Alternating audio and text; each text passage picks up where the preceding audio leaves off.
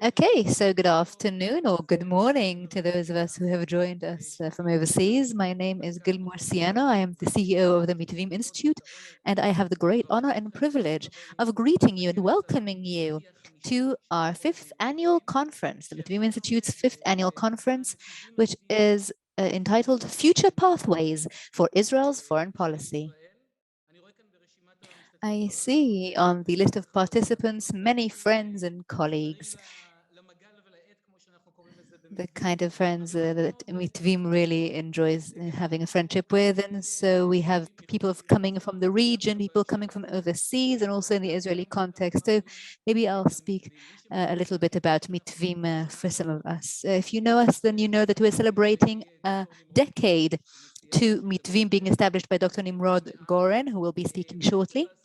And during that decade, we undertook and have completely dedicated ourselves to the crucial mission of improving Israel's foreign relations and foreign policy, to reframe and to challenge the paradigms and assumptions, the way that the foreign policy of Israel was happening and the main issues. And this effort is very complex and dynamic, and it is based on two main parts. The first, improving the belonging, really changing the positioning of Israel in the region, both in the Middle East and in the Eastern Mediterranean and in Israeli-European relations. And the second part is to promote the Israeli-Palestinian peace process. One of the greatest challenges that we will be discussing today is the connection between these two realms, these two domains, into one effort, or two parts of a single effort.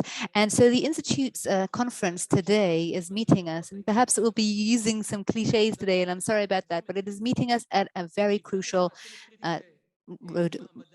crossroads. It is crucial for Israel's status, for Israel's or the Israelis' quality of life, the political reality that Israel is in. So on the one hand, we have a great opportunity knocking on our door. We, of course, know the developments for over a year now. We have had normalization agreements. We have had the Abraham Accords. It is potential that has not yet been tapped into, but it is certainly there. And it is a dynamic that can certainly change the rules of the game, be a game changer, so to speak. And aside from that, we also see a kind of a foreign affairs system, both in terms of the policymakers. There are new men and women who are sharing approaches, who are bringing new ideas to the table. There is greater willingness to review and re-examine the global and regional reality that Israel is in. And really, it is a connection between the right people and the right circumstances to try and promote foreign policy. But we're also looking at a year. And when we look forward to the next year, these have been years that are very challenging. Some of them have perhaps not been unprecedented, but are quite massive in terms of our strategic challenges. First of all, as a derivative of the pandemic, we are grappling with a series of economic, financial crises that have been and will be affecting us as well. In the north, we see Lebanon falling apart. Its social order is really just crumbling. To the east, we see an unprecedented crisis in the PA, both in terms of political legitimization and also financially. And further to the east, in Jordan, there's also a crisis that is impacting the region. If we add to that Iran becoming or trying to become a threshold nuclear state, and the US stepping away from the region. And Oscar Wilde said at the time that the fact that you're paranoid doesn't mean that you're not actually being, followed and pursued. So maybe we're imagining these challenges, but perhaps they are really there. And that brings us to the point that we understand that in the next year, we will be coping, whether we like it politically or it's not convenient for us politically, with these essential and important decisions that we will need to be making, from the Palestinian issue to the global context, such as climate, COVID, and so on. And therefore, we must, and the main message conveyed by today's conference, by Mitvim in general, is that we must have a proactive foreign policy formed. We must be able to challenge, to grapple with the challenges in advance, and we need to be, and that's what Mitvim is all about, really becoming a kind of lab for ideas, a kind of think tank that will allow the government to see the trends and to help it form its policy as we see it. That is our role. And therefore, we are here today. We have brought together a mix of people that are really people of action, people of thought.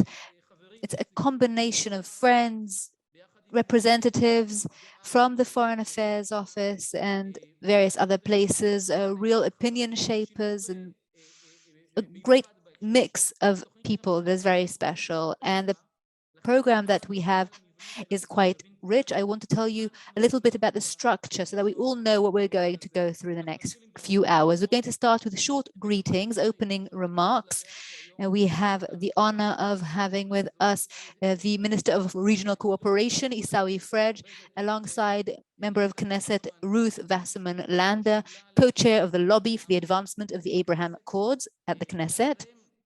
They will be followed by a panel on the trends in Israel's foreign policy, and that will be participated and attended by the Mitvim Institute experts. Each of these experts will be discussing the trends, but we'll also start talking about recommendations for policy, where we're headed, how we should grapple with, and perhaps a small taste of a document we will be issuing later this week or at the beginning of next week, which is a new plan for Israel's foreign policy. And then we will move on to the actual policy makers, the foreign policy makers. We have two people speaking in that part of the conference in terms of their approach. We have with us Alon Ushpiz, who is the Ministry of Foreign Affairs Director General, and he will review the goings on in the Ministry of Foreign Affairs, but also a look to the future. And we also will have with us a member of Knesset, Emilie Moatti, who is the chair of the Subcommittee for Foreign Affairs in the Foreign Affairs and Defense Committee at the Knesset, and she will look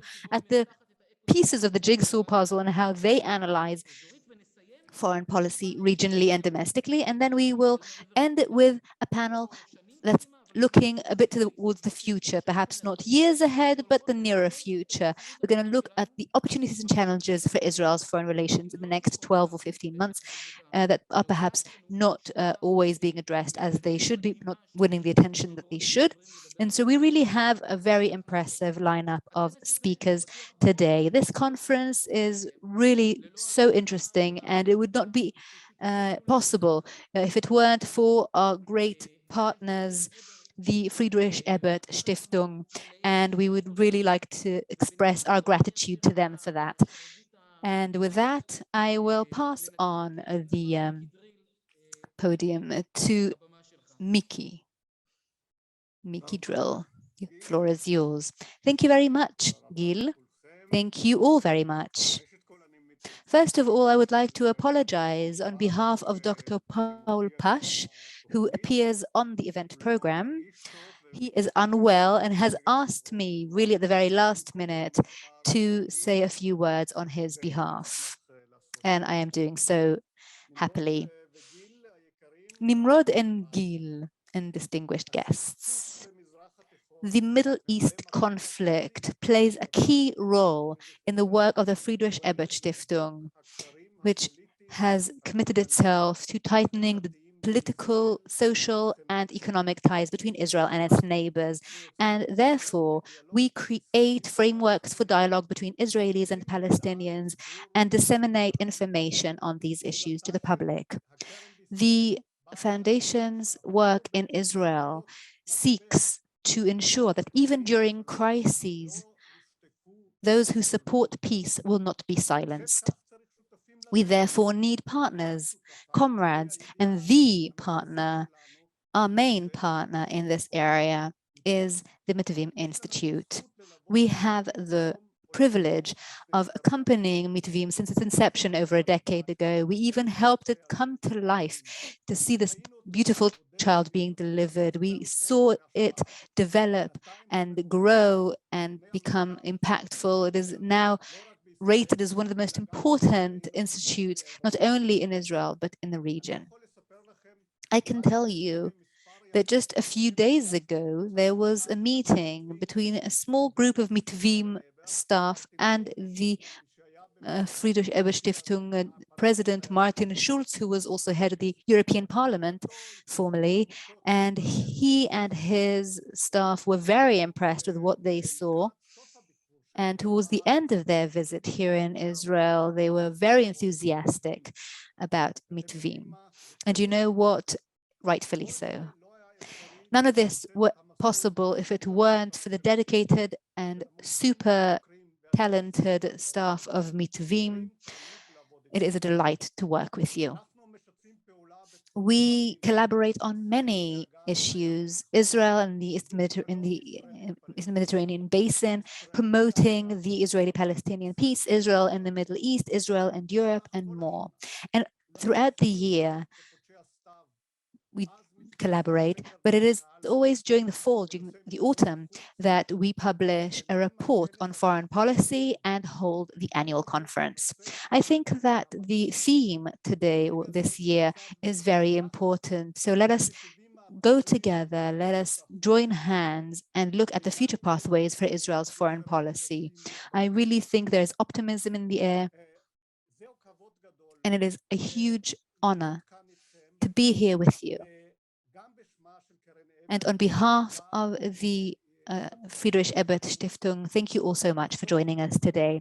And finally, let me congratulate Dr. Gil Murciano, the new CEO of Mitvim Institute, for assuming your new position. Good luck to you. And thank you to Dr. Nimrod Goren, the founder and president of the Mitvim Institute, who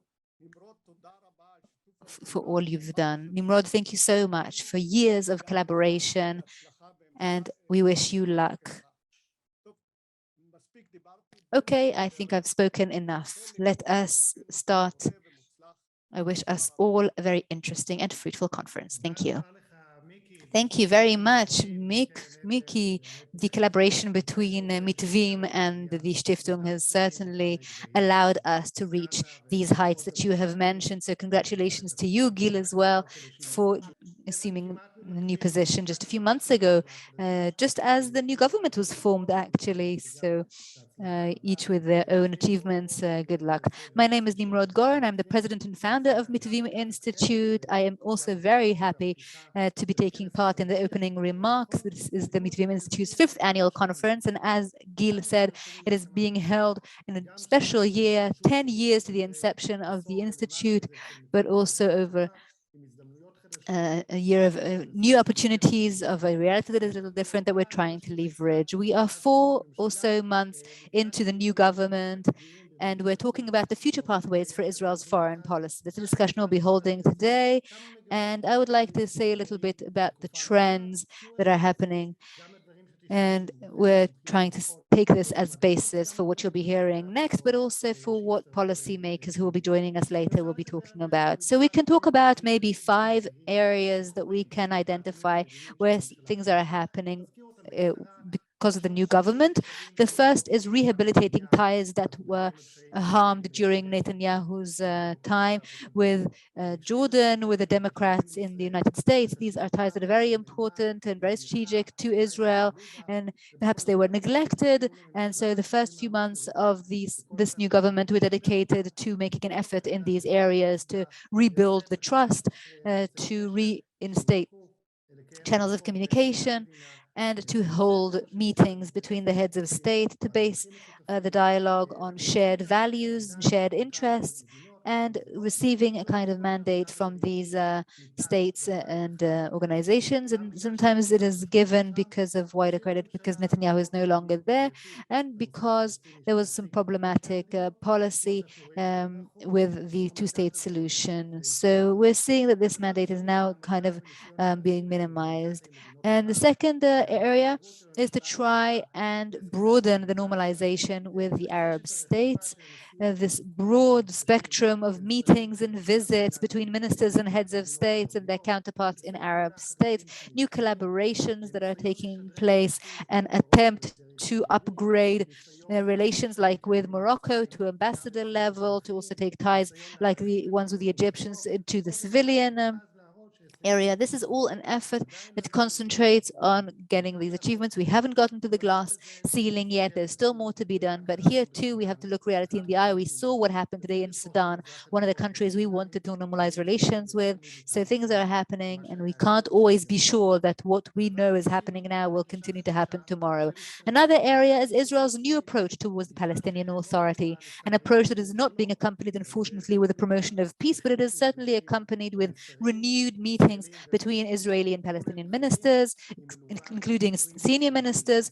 It also includes senior Israelis' visits to Ramallah, a coordination with the Palestinian Authority. And the idea is to really get the Palestinian Authority back from Gaza, to not have the Gaza Hamas regime be sanctified, which is because they're making it difficult for the two-state solution to take place. But this is not happening with the peace process coupled with it. So, as we know from the past, when there is no progress being made with the peace process, there's usually escalation. And when there's escalation, it usually has a negative impact on our relations with our neighbors and with other Arab states in the region. So we have to make sure we take notice of that. Another area is to promote some more ties with the Middle East. We're developing ties with Cyprus, with Greece. We're trying to have new countries join us. We're trying to do that through the gas forum. We're still ambivalent when it comes to Turkey. Erdogan and President, the Israeli president, have still not met. But we are seeing senior echelons being represented in certain forums that in the past few years have not met either. And the fifth area is Israeli diplomacy being strengthened after many years where the Ministry of Foreign Affairs was weakened intentionally for political reasons and was not able to really fulfill its purpose. Now there is a full-time minister in place. There's greater budgets. The officer is more involved in decision making, and we have to see what it's doing in these areas and what its impact is. At the same time, there's greater openness for dialogue and less criticism, or more dialogue even with those who criticize Israel.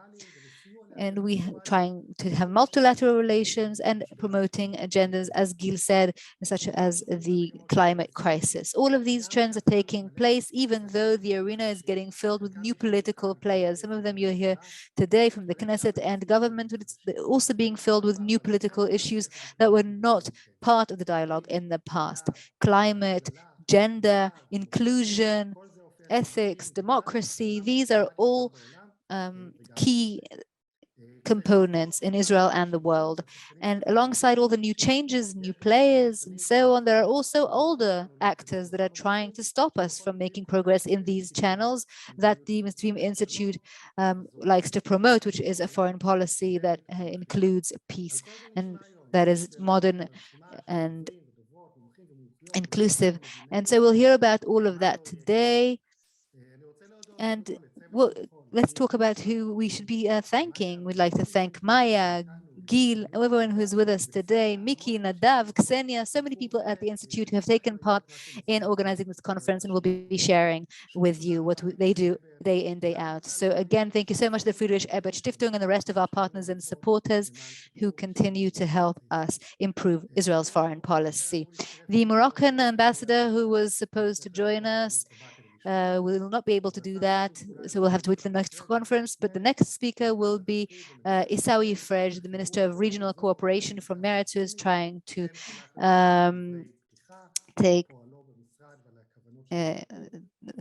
he'll be speaking, and he's sent us a video.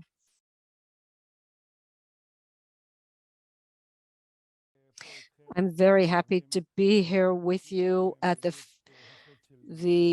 Mitvim conference on Israeli foreign policy. I'd like to congratulate the Mitvim Institute, Dr. Nimrod Goren, who established the Institute, and Dr. Gil Murciano, who is recently appointed the director of the Institute. I congratulate you both. The truth is that I wasn't supposed to be in the chair of the Minister of Regional I don't have to be in the chair of the Minister of Regional Cooperation to recognize the importance of your work and to get an important perspective, one that is not stagnated or fixed on future developments. I would also like to congratulate you and thank you for putting a spotlight and taking a new direction on Israel's foreign policy and the integration of Israel in the region. And I say this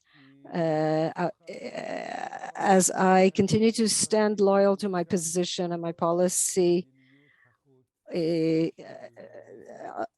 at the heart of Israeli foreign policy. We share an approach that the two-state solution, 2 states for 2 peoples, is the right and proper solution, because ultimately that will be an inseparable part of Israel's integration into the region. That's the truth. At the same time, I am a member of a government that decided to put aside the core issues over which there is no consensus in the coalition. And it's not easy. For the members of Meretz, it's certainly not easy. But that was the price that we paid in order to establish this new government of change. I would like to emphasize in this context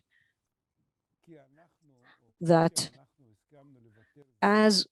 just as we have agreed to temporarily postpone the renewal of the negotiations, the right-wing part of the government decided to postpone its approach to the two-state solution, but Meretz will not allow any harm to come to the principle of 2 states. Last year, the Abraham Accords broke onto the scene, and I would like to see these agreements as an opportunity in the Palestinian context as well, and I'm not alone in that approach. In your foreign policy paper published by Mitvim, I discovered that I am not alone. According to the survey by Mitvim, the majority of the Israeli public, some 53%, would like to see the normalization agreements channeled to progress on the Israel-Palestinian track. Last week, I visited for the first time in the UAE in Dubai. And like most of the Israeli visitors, I was impressed by the grandeur and the vision of the leaders and by the hospitality. The hospitality was outstanding. I was moved. I was especially moved by the invitation by the Foreign Minister Sheikh Abdallah bin Zayed, who invited me to visit his home.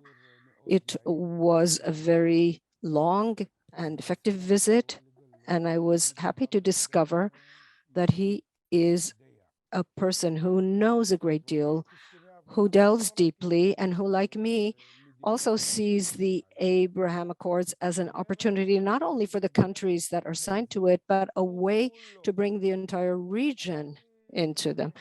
I said to bin Zayed that he is courageous and that history will prove that he and his colleagues in the leadership of the UAE were right in that they opened the door to regional integration on the part of everyone. I congratulated him for leading a new policy. And it is true that open relations on the table, not under the table, as they were in the past, are the best. There's nothing like speaking openly and frankly This is something that I believe will lead to a domino effect or a chain reaction on the part of countries, and that future countries will join in the not too distant future the countries that have signed agreements with Israel. And this is also the approach that leads me in my position as Minister of Regional Cooperation. We're now 7 countries. I hope soon it will be 8 and 9 and more. There is no room for any more secret meetings or running away from the cameras, but rather open public meetings between the parties that not only wish to speak, but that are proud of their ability to do so. That must be done courageously. That's what I did also with all my meetings in the past, with the meetings between our Minister of Health and of Ecological Protection with their counterparts in the Palestinian Authority.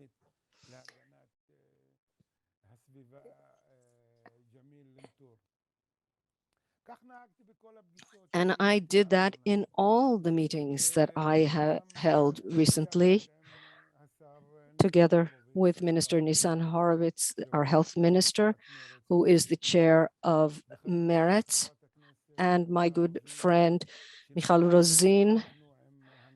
We met with President Abu Mazen and the Palestinian leadership, and we held a meeting last week with them. And the same regarding my meetings in Abu Dhabi with the Sudanese Minister El-Bar. All the meetings were above board and public. Visibility is what changes the reality. Visibility is very, very important. But there is one more thing. On the first anniversary of the Abraham Accords, something that we must not ignore. According to the Mitvim survey, the public is not sure regarding the change that the Abraham Accords brought with them. Only 35% of the Israeli public believes that the Abraham Accords are a turning point in Israel's acceptance into the Middle East. I consider that a big challenge that we must contend with. We have to make the agreements accessible and to emphasize their importance for Israeli society, for each and every one of us. Also for Israel's Arab citizens. I consider them the bridge and the strength, the power that will bring about a domino reaction in the entire region. In my meeting with the foreign minister of the Emirates, Sheikh Abdallah, he asked me about my identity, and I was surprised by the question. My answer was clear and unambiguous. I am an Arab minister in the Israeli government. I want this complex identity of Israel's Arabs be an advantage for all of Israel's citizens to benefit from the regional integration. That should be our engine to leverage our integration in the region, the asset that the Israeli Arab citizen represents in Israel. I don't want the Arab public in Israel to be a bridge for integration. I want us to be an integral part of the integration thanks to these new opportunities, and that's the truth. The regional integration begins at home, because the more we are able to strengthen our internal integration, it will be easier for us to integrate externally. We must understand that 73 years after the establishment of the State of Israel, and Israel's 700,000 Arab citizens, their Arab identity is an inseparable part, and to take advantage of that, and it's already happening. It's happening with the agreements with Arab countries. This is contributing to Israel's economy, and with the coalition agreements with an Arab party that brought about this current government, and it was a historical moment in Israel's history for an Arab party to be part of the ruling coalition. And that must continue, and we will all benefit. Change from without and change from within, an Arab party as part of the coalition. This change underscores the historical moment at which we find ourselves. And I say to you, let us embrace this. We will all benefit from it internally, externally, in the entire region, because the past is a lesson. The future is waiting for us, and it's more important for us and our children. I wish us all good luck. Thank you very much. We start with Knesset member Wasserman-Lande. So first of all, good day to everyone. It's a great honor indeed to speak with all the people who have taken of their time to listen and to be part of this framework to try to understand the toolbox of international. What is the link between the actual work of the decision makers? As a person who grew up abroad and came to Israel at the age of 17, I grew up in South Africa. I call this a service, but it's really an important service in the foreign minister. I also served in Cairo for 3 years, and I cannot explain how much that enriched me and how much understanding of geostrategic policy that gave me. It can essentially impact every aspect of policy related to Israel. And I speak as the head of the lobby for the Abraham Accords, and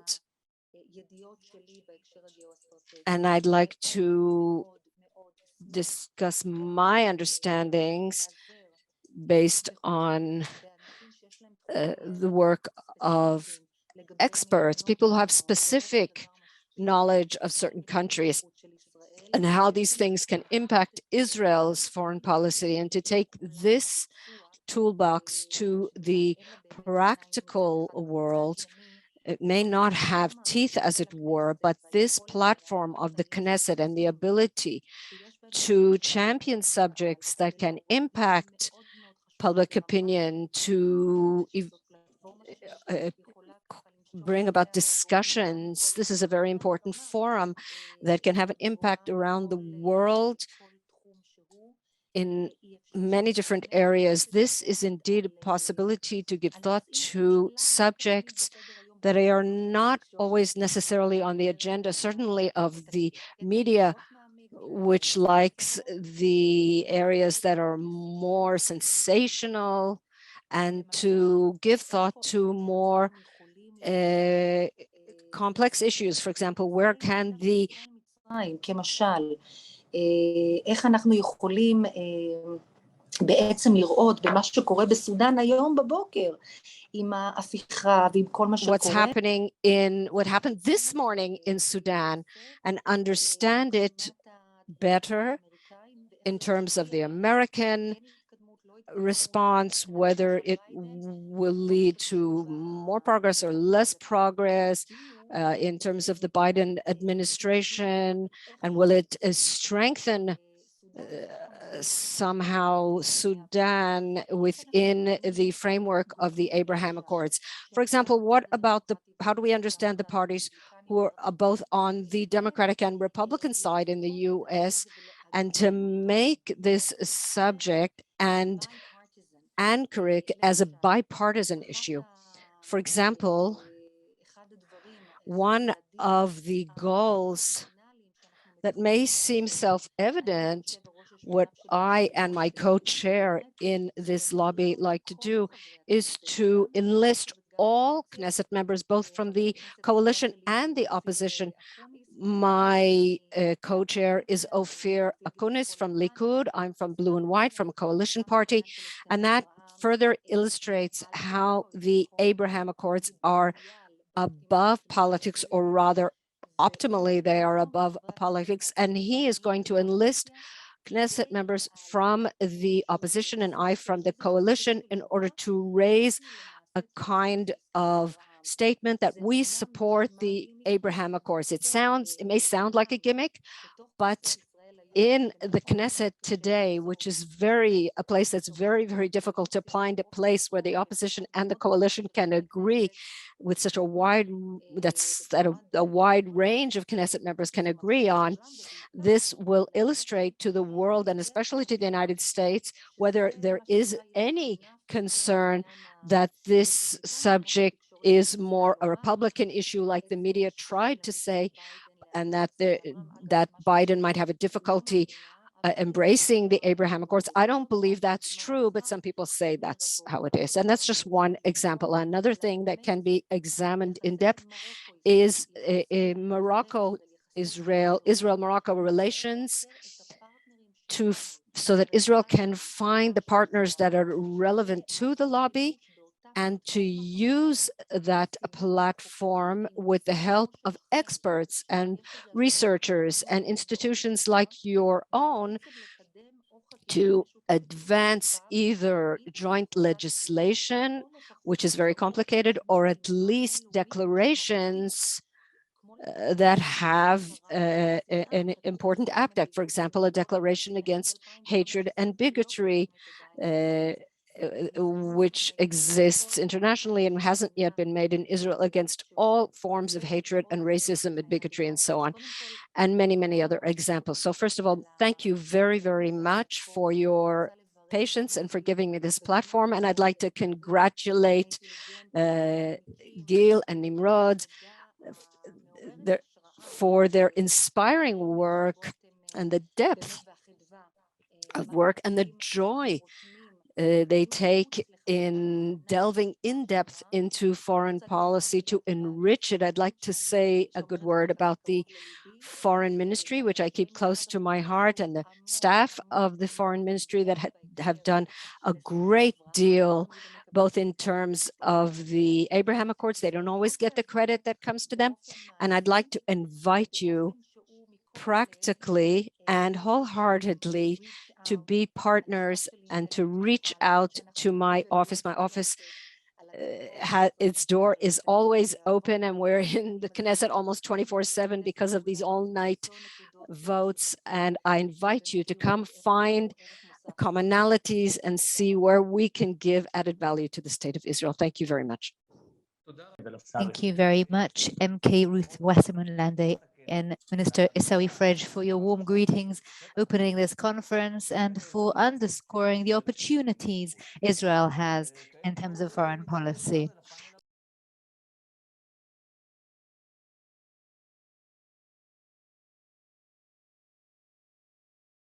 So let us delve deeply into the new first panel. The first panel will be focusing on the discussion on trends in Israel's foreign policy. And when we discuss the main trends, it's important that we look at it in a certain context. When we look at the last 12 months in particular, there are several characteristics and attributes, basic attributes that characterize Israel. There are processes and things happening that are impacting the foreign policy, and Israel's foreign policy is very much directed at grappling with these challenges. Some of these developments have already been mentioned. The pandemic, COVID pandemic, is certainly one of the attributes of the last 12 months, and the foreign policy must be shaped against the backdrop of this pandemic. We must cooperate with other international institutions and states and take part in the international effort and contribute our part. The limitations and opportunities presented by the pandemic are part of this period of time and its characteristics, and will continue to do so. The crisis, the climate crisis, is starting to finally play its part or be considered as what it is. Israel cannot ignore it or overlook it. Israel must grapple with the issue of climate just as its neighbors should. There is a concern whereby perhaps the climate crisis will exacerbate existing political crises, but we can see in the necessity to grapple with it, a necessity that is shared by all in the world, to perhaps use it to collaborate and to promote peace between communities instead. The normalization agreements that Minister Frej has mentioned and has described at length were signed with UAE, Bahrain, and Morocco. Let's put Sudan aside for a moment. And they have changed the way that Israel is positioning itself in the Middle East and its working relations. So we have its impact. So if we set aside the impact of that on the PA and Iran, certainly the reality has changed. There's a new US administration at the White House, a Democrat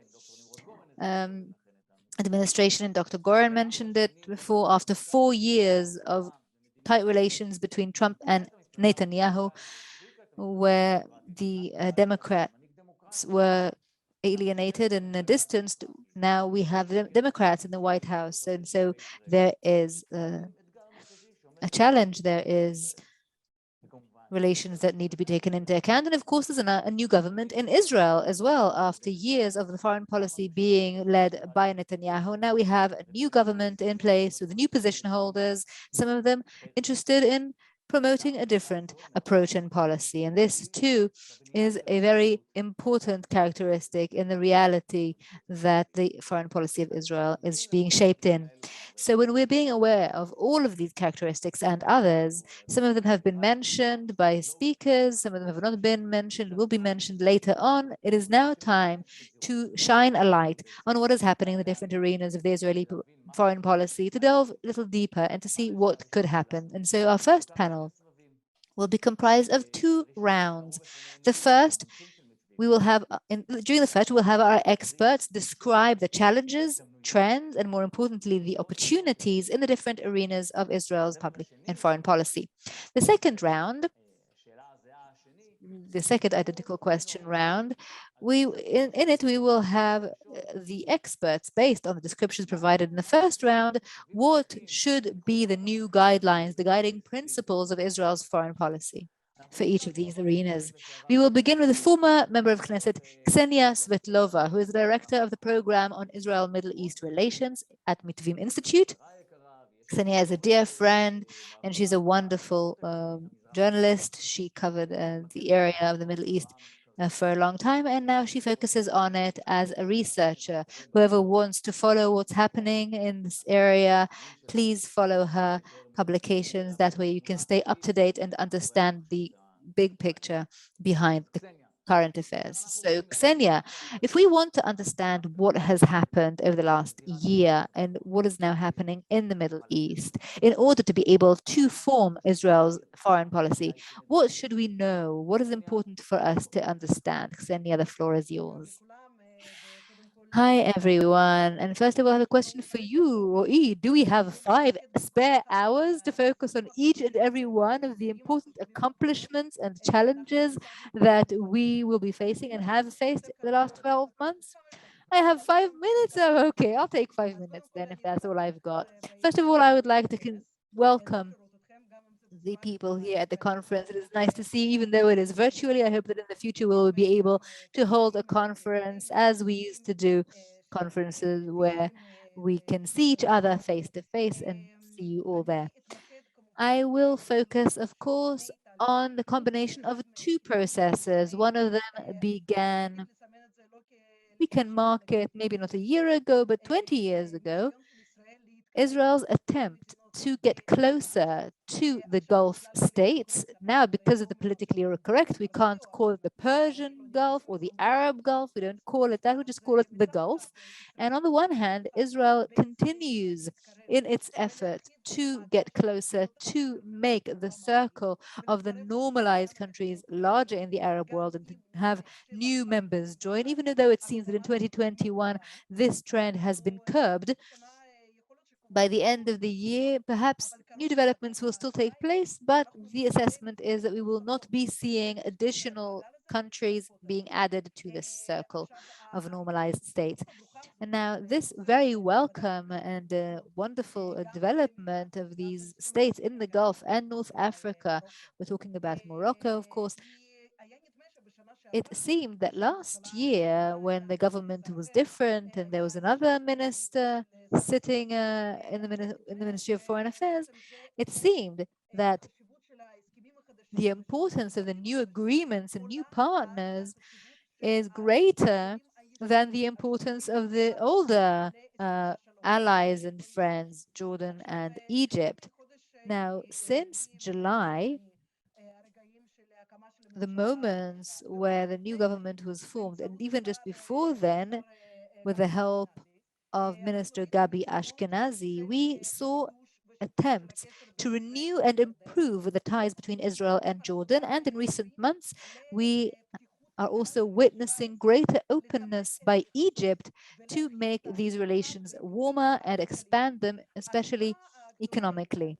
And the question is, and now I'm moving to the challenges, will Israel manage to combine these two pathways into one single pathway, a regional pathway that will mean really broadening the circle of economic, political, diplomatic, cultural collaborations and cooperations with other states, whether it's older friends and peaceful states or newer ones, because we have one shared goal. Neither Israel nor the other partners in the Gulf can allow bilateral relations because we don't have a border or shared border. We can't have our relations prosper while everything else crumbling. And when I'm talking about other entities crumbling, I'm talking about the PA, I'm talking about Lebanon. And if the Israeli foreign policy will manage to combine what's already in existence, expand it, and add to it the new relations that are being developed and are evolving very rapidly over the last 12 months, we will be able to maybe not reach the new Middle East, so to speak, but a Middle East that is improved and far better than the one that we know now. And I know I only have 2 more minutes, so I will dedicate them to an issue that is usually not overlooked, but less discussed. And that is collaborations that are focusing on the academic area, collaborations between research institutes, between scholars, scientists, sociological, economic studies, and so on. So we're seeing the beginnings of that, but not enough is being done in this area, and not enough has been done over the last 12 months. And some might say that, yes, we only had 1 year, we can only promote so much. We in Israel have, of course, promoted the economic and political areas, but we didn't really notice what's happening with the academic world. But there are already modest accomplishments in this area too. And it's very important to keep investing in them, in these projects, and to see before us the human relations, the human relationships, to use them as basis for long-term warm ties that are now being forged between Israel and the region, countries in the region. And in terms of the opportunities, if we are dreaming not about a kind of once-off adventure where we go to Dubai or Marrakesh and we visit, but and then we all go back home and live in our own economic political bubble, then we, as Israel and the Ministry of Foreign Affairs, where we see them to really, there's a real renaissance there now, and it's really very welcome. We should really be looking into the future, into the long range, looking at establishing long-term projects, ecologically, of course, water, climate. We see developments with Jordan and the agreement signed by the Ministry of Energy and Jordan, and we're now providing them greater quotas of water. Egypt is also in crisis with water, and there's a lot we can do there. There's also Israeli technologies. We mustn't forget that we have discovered UAE and Bahrain recently, but many have discovered them long ago. And since Israel is so uniquely positioned in the Middle East and has ties and relations with the United States, with the EU, and here Europe is also featuring, if we connect all of these dots on the map, then we can really create a situation which is very beneficial in terms of exhausting the opportunities in all the areas that we delve in, whether it is the political or the cultural, technological, academic, and economic. Thank you very much, Ksenia. You're talking about tremendous shifts in the Middle East, and you're discussing the great opportunities, the opportunity to forge warm ties and to use them beneficially. I would like to shed some light on the Palestinians and Israel's relations with the Palestinians, and the best way to do that is to ask Dr.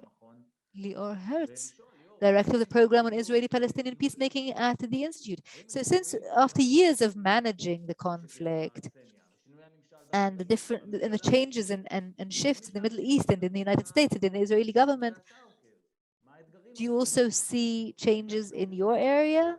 Do we see new opportunities or anything evolving there? Thank you very much to the organizers of this conference, and thank you, Ro'i. I want to talk about the complexity of this arena, challenges and opportunities. Let's talk about a few domains that you mentioned. First of all, the Israeli domestic internal domain is very complex. This is something that is really a bone of contention between the coalition and opposition, and there's this agreement that's also come up in the greeting where we're not going towards annexation or setting up a Palestinian states. So there's kind of the spectrum in between that we're dealing with, and each party is kind of pulling towards their own. Some are talking about advancing peace, and some that are close to the prime minister are saying that we're not going to have negotiations. And Israel usually did come out saying these things. We're not talking about with Abu Mazen or so on. We're just seeing Israel taking one step forward and one step backward. We see on the one hand Israeli ministers meeting with their Palestinian counterparts, and also we see gestures, the gesture that by the Ministry of Defense to Abu Mazen, but then we also see other steps that seem to be completely contradictory. We see the EU emissary talking about building in the settlements. We see E1, we see the courts discussing Silwan. So just to look at the vision that's been published by the government and the different ministries, we see that some ministries are talking about deepening the relations with the Palestinian Authority, but other ministries are talking about actually fighting the Palestinian Authority. So we're seeing everything, the whole wide range. So we're going to have to see where that's headed. The Palestinian sphere is, of course, very complex, very challenging in and of itself. We're talking about the split also, the split between Hamas in Gaza and the PA in the West Bank. We see the crisis mostly focusing on the younger generation. We also see our social issues with them, and there's also an economic crisis. Money isn't being transferred, and perhaps that will be felt as a kind of losing of control. The international space, I can say that we still don't see the Israeli-Palestinian issue being top of the agenda. There is no kind of political decision to advance it. Perhaps the Americans are talking about moving the consulate, and the quartet really isn't doing very much.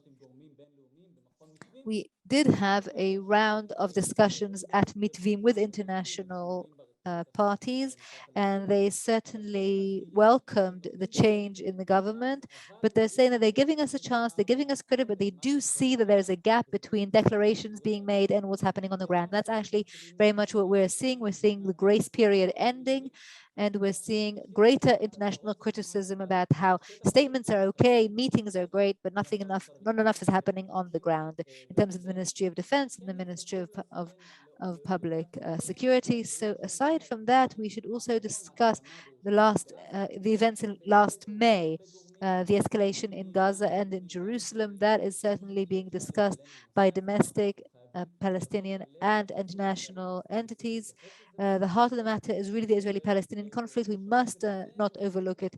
And to that, we must add the weakness of the Palestinian Authority, which is worrying many, both here in Israel and internationally. We see that Argaman, who just left the Shabak, the ISA, was very concerned. He said that Hamas is actually becoming stronger, whereas the PA is getting weaker as a result of Israeli policy. And that's something we need to change. We also see it in our poll.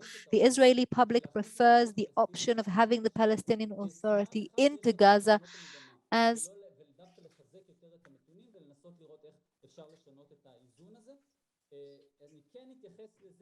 I will relate to the fact that we should welcome the small steps after mentioning my reservations regarding what's being done on the other side, but we should welcome the fact that there are ministers who are talking about this, that they were holding meetings with senior officials in the PA after many years of a complete disconnect, with the exception of Minister Kahlon, who did meet with officials. These are relatively small steps. And there's also the matter of the humanitarian gesture regarding the registration of Palestinian residents who weren't registered, to allow them to register them, a small thing, but that makes life easier for a lot of people. And in the last survey that Shkaki published recently was regarding the trust building steps. We can see that 50% of the Palestinians said that they view this as a positive step. So that's something we should advance. And one last point, we talked about diplomatic advancement in many areas with Europe and with Egypt. And this gives an opportunity for tools that can advance steps on the Palestinian-Israeli scene as well. Thank you. You also connected Ksenia's region to your region. It's a very complex issue, and it's not only the Middle East that is connected to the Palestinian issue and our relations with the Palestinians. I'd like to look northwest a little bit to another region that we belong to, and that is relevant to our relations with the Palestinians. That's Europe. Our relations with Europe, with the EU and other countries are critical. They're central for us. And that is despite the fact that we sometimes take them for granted. And we forget the centrality of Europe for security, for economy, for our relations with the Palestinians.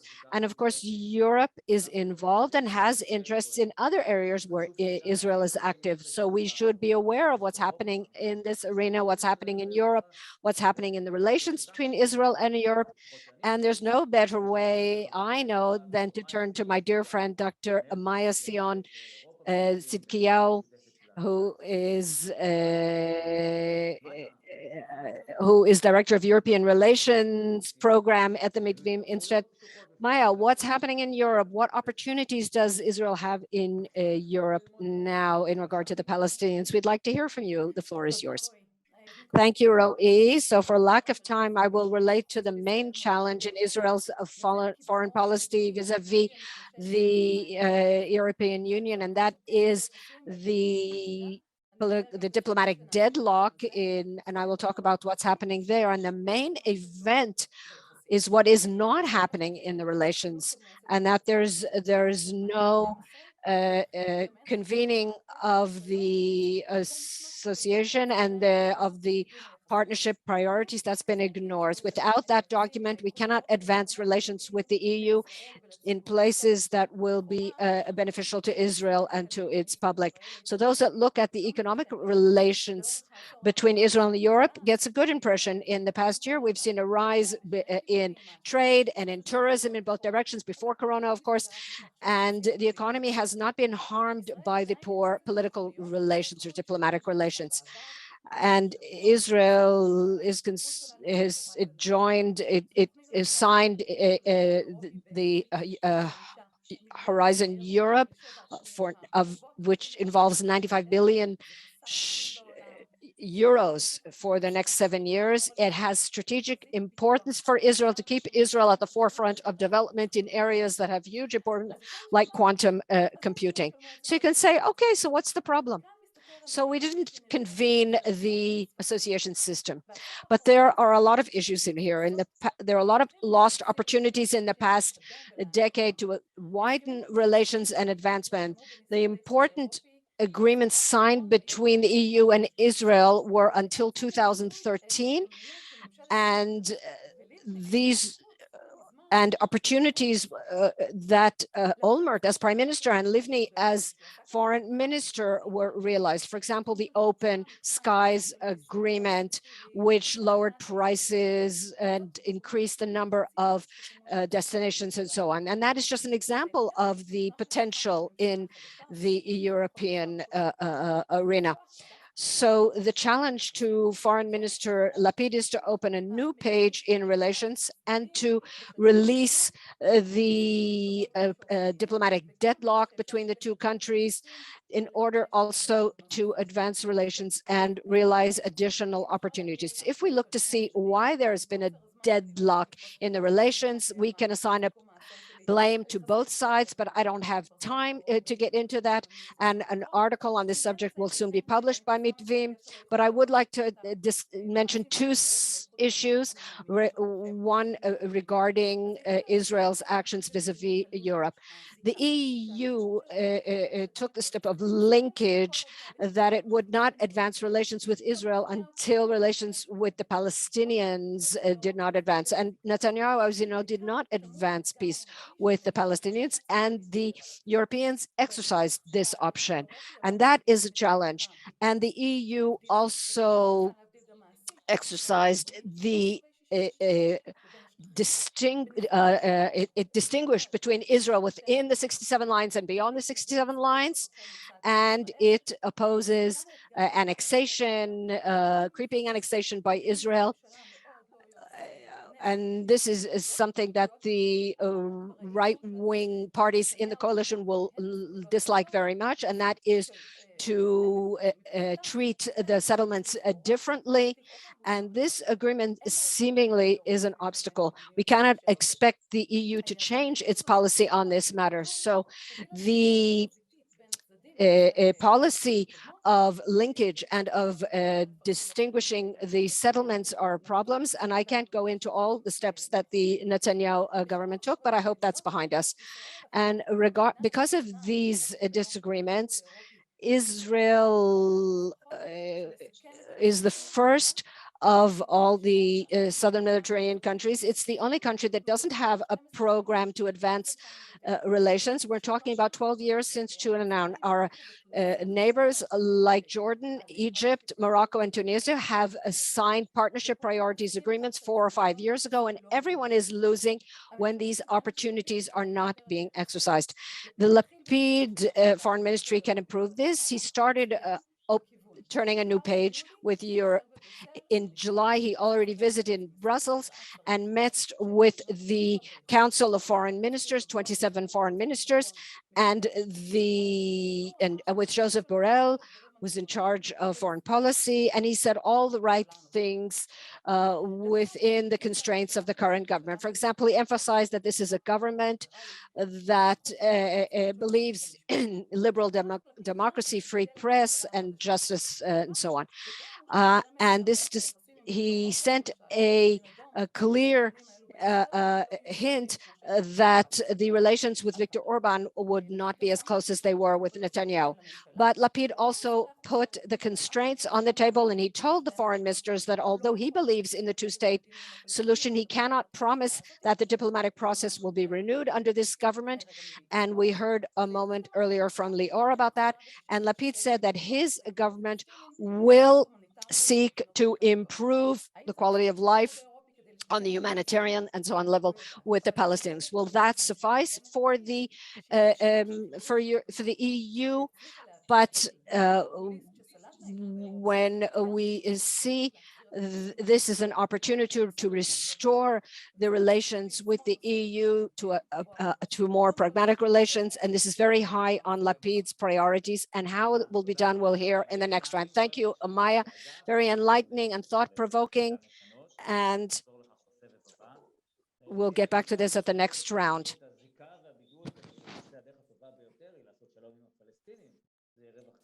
If best way is to make peace with the Palestinians, then we will have the advantages on both sides. It's important to remember that between Israel and Europe, there is another region, the Mediterranean Basin.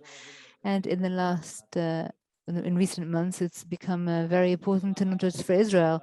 When we look westwards, we see an intense arena full of interests and actors and changes. And so to understand more about what's happening there, we have asked Ambassador Micky Harari, Policy Fellow on the Mediterranean region at Mitvim, to speak. And he, aside from being a good friend and a very wonderful person, he has also been in the Ministry of Foreign Affairs for many years. He was the ambassador of Israel to Cyprus when the warm relations that we witnessed today just began. And we'd like to ask you, Micky, what is happening in this area in the Mediterranean Basin? What are the main trends? What kind of processes are taking place? What should we be noticing? And are there any interesting opportunities opening up? Thank you. Thank you very much, Ro'i. And it's certainly an area with really fascinating shifts and developments in recent years. I will begin with what Amaya said. She said that compared to Europe, there were missed opportunities and there was a potential of opportunities. I think that the Mediterranean Basin is certainly an area where most of the actors have tapped into the potential and opportunity that came their way, and that is very interesting when it comes to a foreign relation. I will focus on three main points, and I will leave the challenges to the next round. The first point that we should say is that today, after almost a decade of developments in the Eastern Mediterranean Basin, this area has become, both in terms of Israel's foreign policy and looking at it regionally, as Israel is doing, and more importantly, or just as importantly, from the international community's perspective, the nearer one and one that's further away.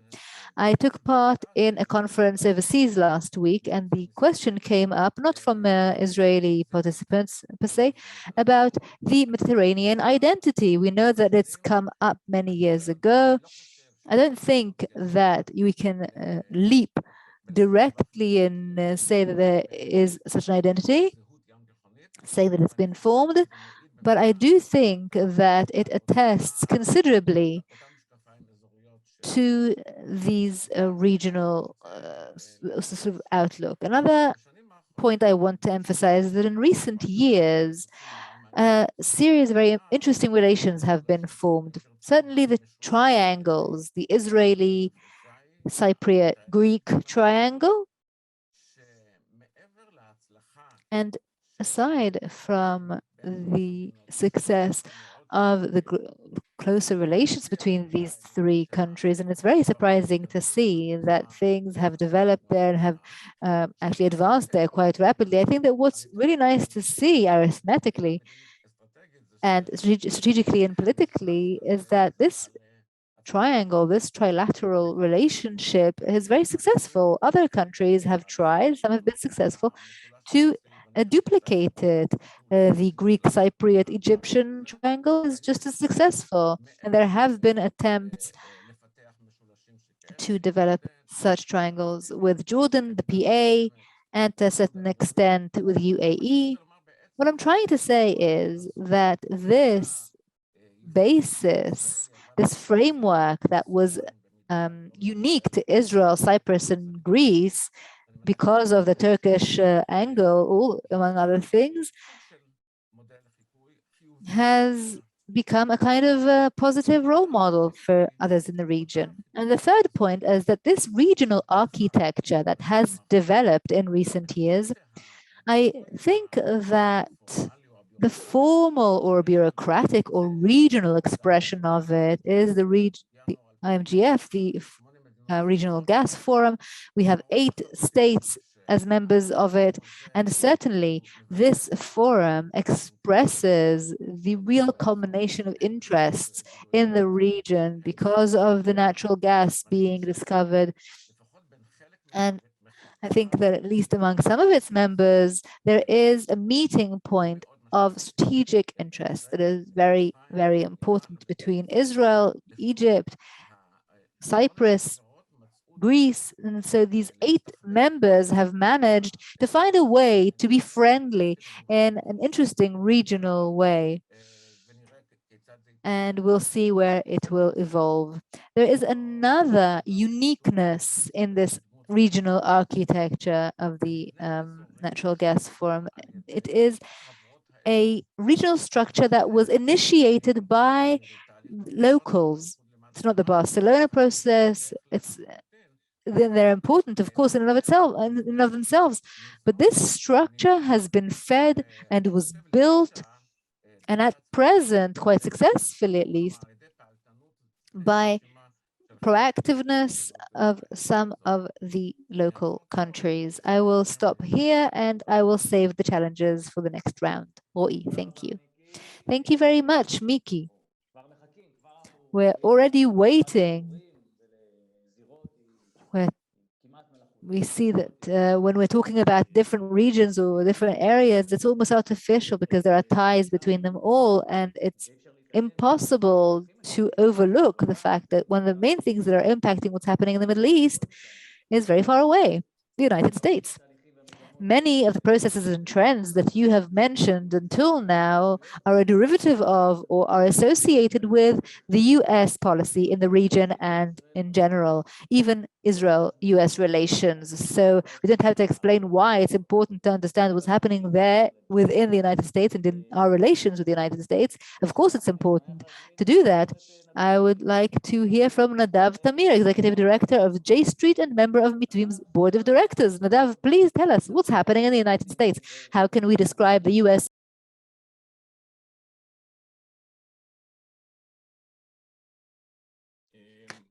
Thanks, everyone. Of course, the United States-Israel relations area is huge, but when I first reached the Israeli embassy in Washington, I tried to divide the relations into 3 areas: VIP, values, interests, and politics. And I think that in each of these areas, we saw trends of great concern over the last few years. Of course, the foundation and basis are very strong, and we don't have time to talk about how we share the values and how we share interests and politics in general. But the problematic trends have to do with the fact that in terms of values, the state of Israel for many years has shifted dramatically from these values of its inception, of its independence, that has had so much to do with the American Constitution. And the demographic trend in both countries shows that it's not going to improve, because in the United States, every new baby born has a greater chance of being liberal, and in Israel, every new baby born has a greater chance of being conservative. So in terms of the interests, the eye of the VIP, if in the past the Middle East was a very important, a very influential area for the United States because of energy, and of course because of the Cold War with the former Soviet Union and counterterrorism, currently the Middle East is far less interesting and has nothing to do with a certain president one way or the other. It is just a matter of strategy all the interventions in the Middle East were a colossal failure. And of course, the shift is now going into Asia in terms of energy. And so the motto of Israel and the United States, which was bipartisanship, has all been trampled altogether by Netanyahu and Trump. And all the more so when both Trump and Netanyahu made sure that they were trampling it. And the traces or the echoes of this trampling remain. And the traditional pro-Israeli entities also have now a huge gap between them and the American jury that no longer sees this approach of Israel's always right as something that they are bound by. And so all sorts of gaps have formed that were very substantial. And the new government in Israel and the new US administration have done or have taken several steps in order to correct it, but it's not enough. Certainly, there is an effort by the Lapid-Bennett government to restore these relations with the Democrats, with the American Jews.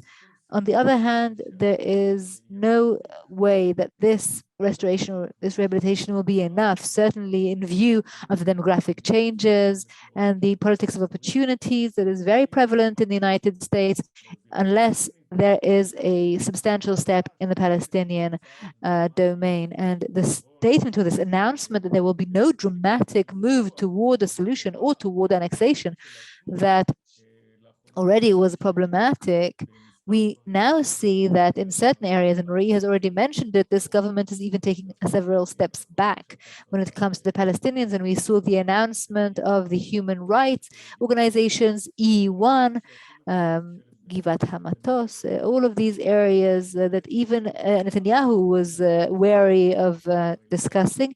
And so this administration is saying, you don't want Netanyahu back, right? So don't force us to move the consulate and don't badger us. But what can we do? Even if Biden really wants to keep this low priority because he has so many other things to engage in, the Democratic Party is certainly engaging in it, and they will certainly pressure him. And so we're seeing a gap. And even this shared approach that we shouldn't do anything substantial or anything dramatic in this area, both Bennett and Biden don't want to do that. So there's a lot to correct, but we'll talk about that in the next round. Thank you very much, Nadav. So let's now move on to the second round. Okay, so you have described what we now have, what has changed in each arena. And reality is complex and the different areas are intertwined. I will now be very much delighted if you will be able to focus on some recommendations. What should Israel do in view of these shifts and changes? What should the foreign policy be? What should Israel refrain from?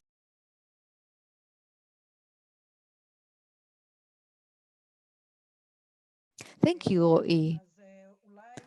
So perhaps we'll start with what we shouldn't do, the don'ts, because we are now at a time that is really so different in so many ways.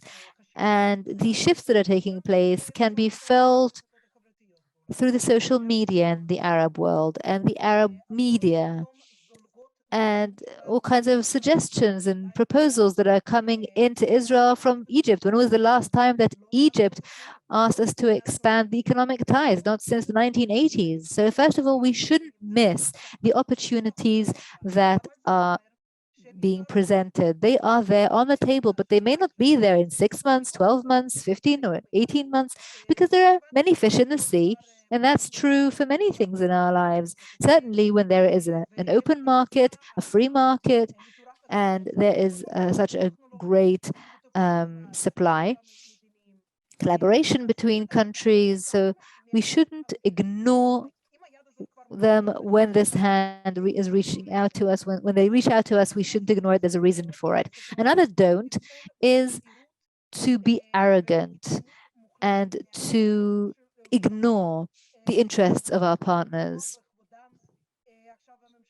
we should make sure that we treat them with respect. The current government is already working very differently. I'm talking, of course, about Jordan, which is the country that was perhaps harmed most over the last few years by Israel's disregard. The foreign policy must be founded on shared interests, but also on shared respect. And when we talk about respect, it means sharing. It means involving these actors with everything we can. I'm not saying everything, but what we can. Of course, we're a sovereign, free country, and we make our own decisions, and that's fine. But at the same time, if we allow them a kind of stronghold or a kind of presence, allow them to perhaps advise us as part of our foreign policy, let's say director generals of Ministry of Foreign Affairs forum level. These countries that are perhaps, have been at peace with us for longer.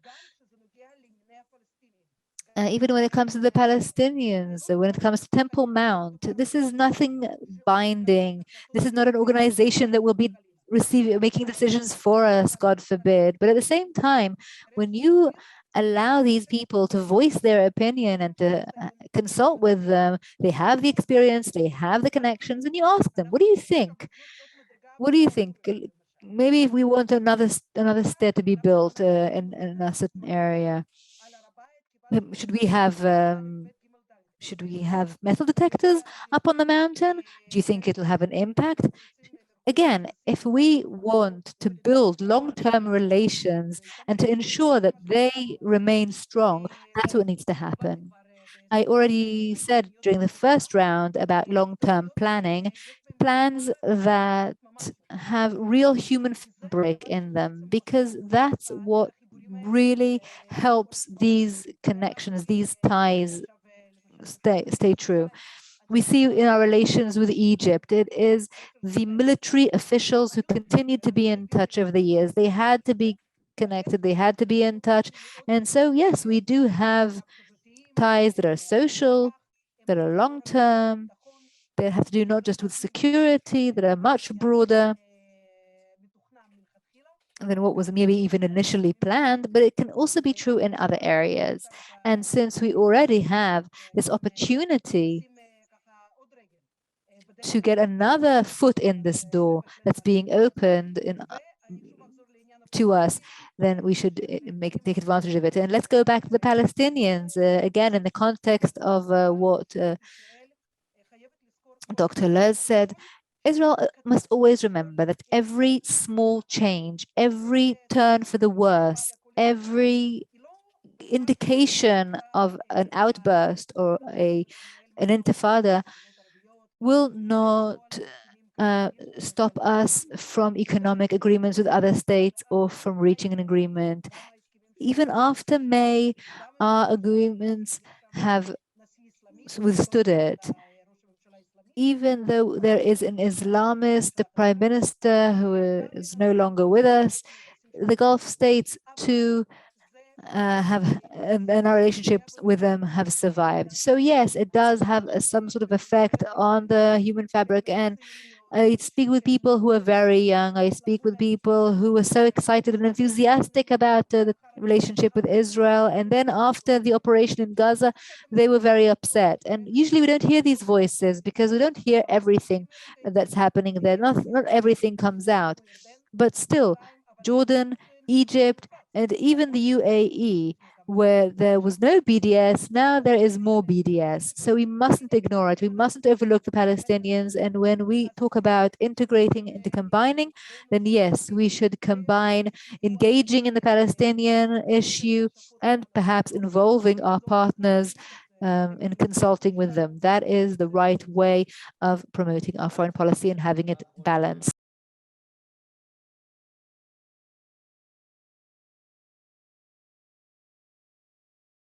Thank you very much. Or I certainly can agree with what's been said. Let's begin with the final words that I said, the steps that I do see, that we do see. And when we look at that, we can see, look at the collaborations, look at the dialogue, and see that becomes more substantial, to deepen it, to really concretize our communication channels, not just meetings here and there between ministers, but really different levels of connections and ties, make it something that can really keep going, not just with each government change them and rebuild them, whether it's from the center, whether it's from the right wing, the left wing, Ministry of Finance, Ministry of Foreign Affairs. We should re-strengthen these ties. We should also think about the division of work.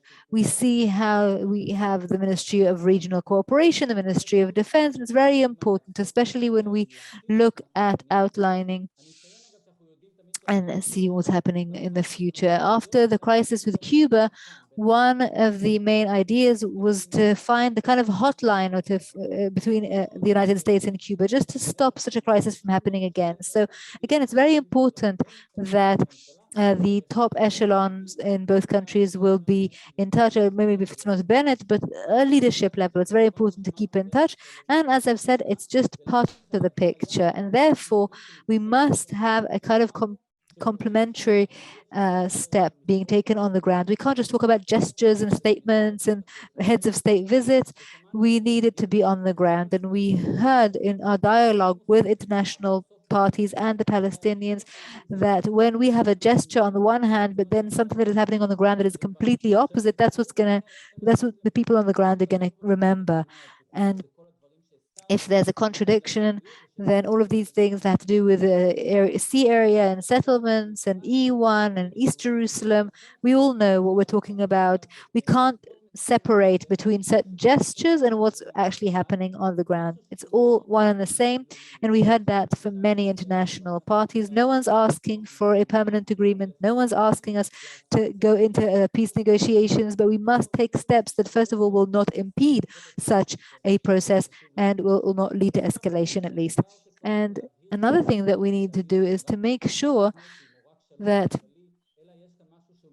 we need to not just see the economic side or the political side. We need to look at infrastructure that is really being built for the future, for the next generations of Palestinians and Israelis. It's not just baby steps, and it's not just economic peace the way we used to call it in the past. It's something that it's a challenge that we need to grapple with. And I want to agree with what's been said when it comes to leveraging the local qualities. We saw that in the survey. Both the right wing and left wing want to tap into the potential of normalization and to have it impact the Palestinian issue. We're going to have a conference in a week's time marking 30 years to the Madrid conference, and it is something that needs to happen. We know it's difficult and complex. Many parties, many people are trying to decide how to do it. It's complex. Also, there are some complex relations even between our new partners, normalized states and Palestinians. And so we need to set up the kind of establishments that will allow for this to happen. The old peace countries, the new normalization countries. And another point that I want to mention, and I think that we're already seeing changes and shifts in Minister of Foreign Affairs Lapid's approach. And we're seeing that the policy is more open. And what's very important is not to worry about the intervention of the international entities, not to worry about international parties making a difference. We see that there are visits, and it's okay to make sure that we can tap into it, that we can make good use of it. It can be relevant for strengthening the Palestinians. It's relevant for a change in the Gaza Strip, and it could be relevant when it comes to, again, building infrastructure and forging ties and promoting not the maybe short term, but the longer term of values and negotiations in the future. Thank you very much, Lior. How does it look from Europe, Maya? So let me give you a number of recommendations for STEP. The first is, of course, to turn a new page with relations with Europe in general and with the EU specifically. I'm talking about specific parts, of course, Western Europe and with the EU. And this recommendation involves practical steps, and I'll divide them into internal Israeli steps and steps towards Europe. Internally, the first recommendation is that the government hold a discussion in the cabinet regarding its policies and what it plans to do regarding Europe. That's not something that's being done, and perhaps the time has come for that. Dr. Lehrs spoke earlier about that the right hand is doing the opposite or differently from the left hand. And for example, the construction in the settlements is not consistent with the European agenda. And we heard the spokesperson talking about an hour ago about the expected construction in the settlements, and that is inconsistent with the effort to turn a new page and advance relations. And the second thing is that we have to position the EU as an ally and a friend, not as a rival in the internal discourse, as we've saw in the survey of Mitvim, that 46% of the population see Europe as a rival. And even if there are disagreements, it's a disagreement among friends, and the channels of dialogue must remain open on all levels. And that is what the government must advance, as it is with the Palestinians. And the second thing is to have an interministerial entity to consolidate the list of opportunities for upgrading relations and for development, and with special attention to an examination of the possibilities of renegotiating an economic agreement regarding services. We have, for example, Georgia and Moldavia recently signed, and Morocco and Tunis have started negotiations with the EU on this type of agreement. There's no reason why Israel should remain behind. And we need the Ministry of the Economy, the Treasury, and Foreign Ministry to join hands on this. And another thing is the recommendation of Mitvim Institute, not only to deepen relations with the EU by opening negotiations on new agreements, but also those that involve the settlements we must embrace, despite the survey of the Mitvim Institute, where 47% of the Israeli public believed that we should not get involved in agreements that make a separate arrangement for the settlements, as opposed to 36% that believed it should. And the government knows how important agreements with Europe are for our economy. And my second recommendation relates to Europe, to strengthen ties with countries that have Western liberal governments. And this should be used to reconvene the Council of Associations in order to open negotiations on partnership priorities, to point to priorities in the relations. Yair Lapid's speech was a very good opening shot, and the meeting with the foreign minister of Sweden also, and these steps should be continued, all the more so, with a special focus on the camp that is critical of Israel. This camp has shrunk. In the EU, there's a small number of countries, and France, which is weighing its steps, and that's where the key is to change.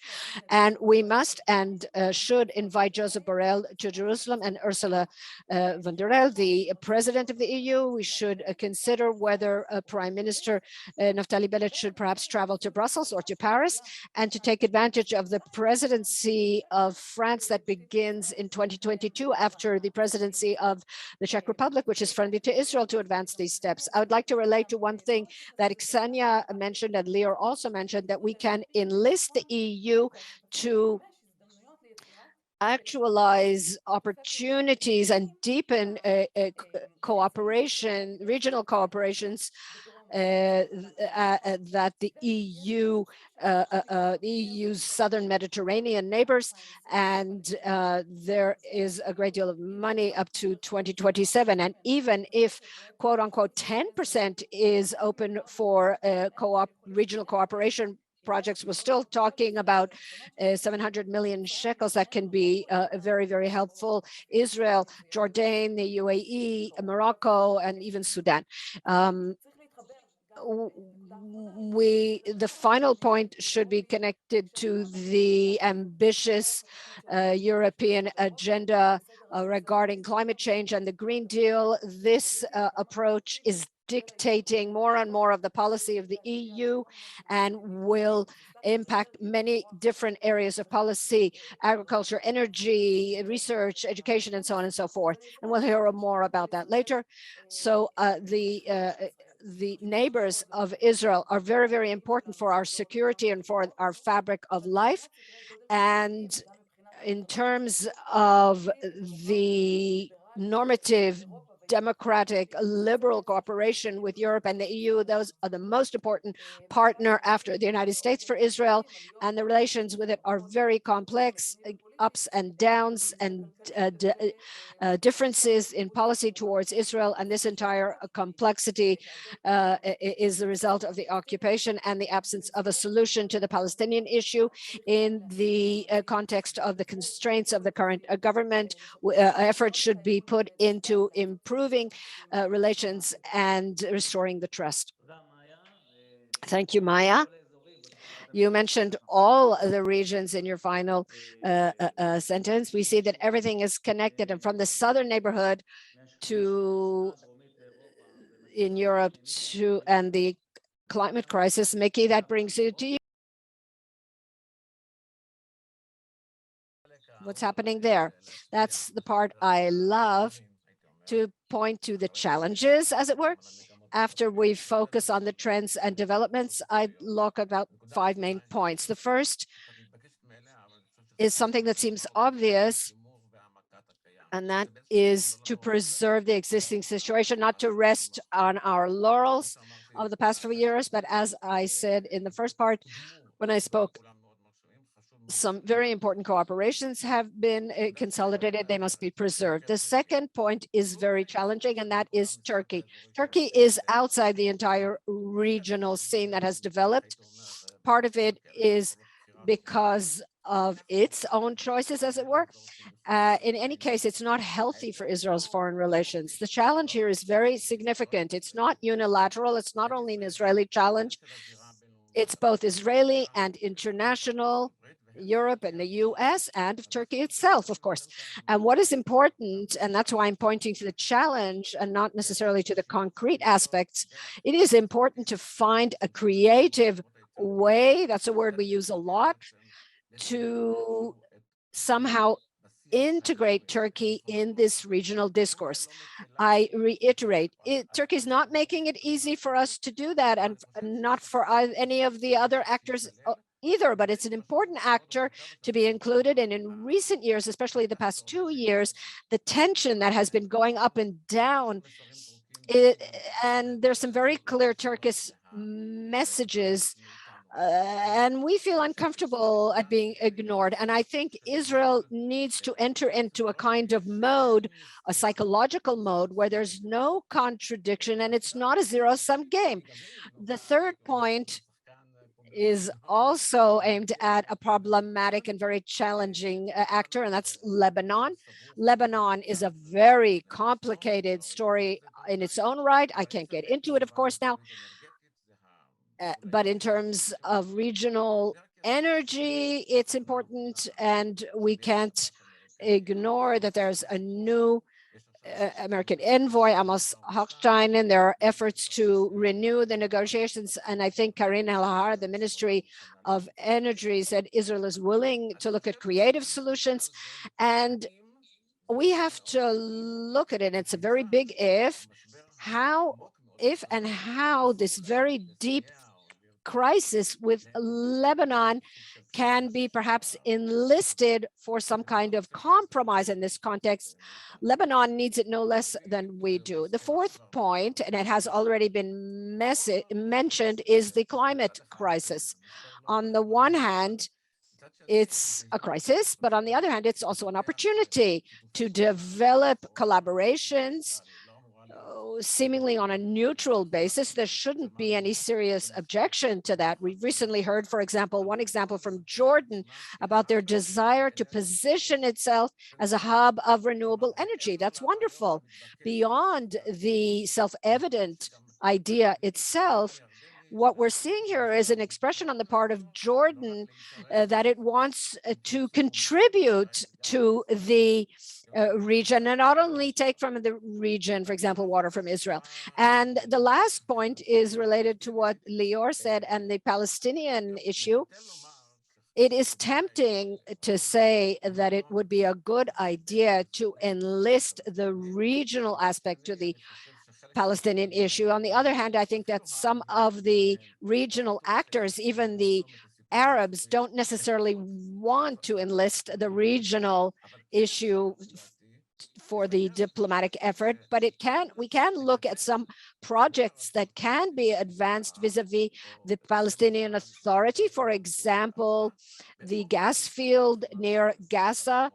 Hamas is, of course, a major actor in this aspect, but this could somehow drive processes vis-a-vis the Palestinians, even if at the outset are not diplomatic. It may create a discourse and create action and momentum.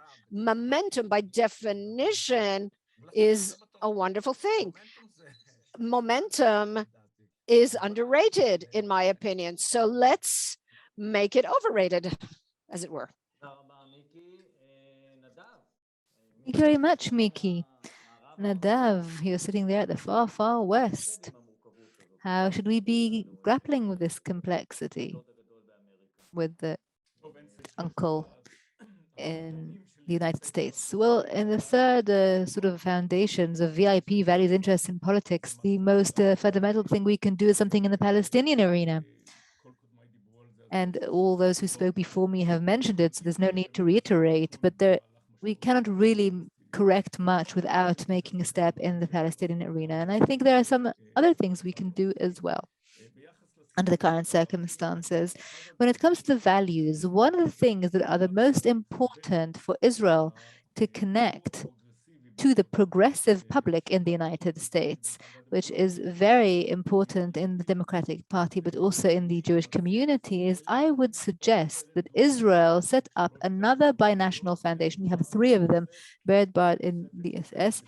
We should have another foundation that has to do with Tikkun Olam, that connects the two countries, that leverages the capabilities of both countries, and also connects the Peace Corps, perhaps, kind of like a Peace Corps of young people from Israel and the United States who can do things in developing countries.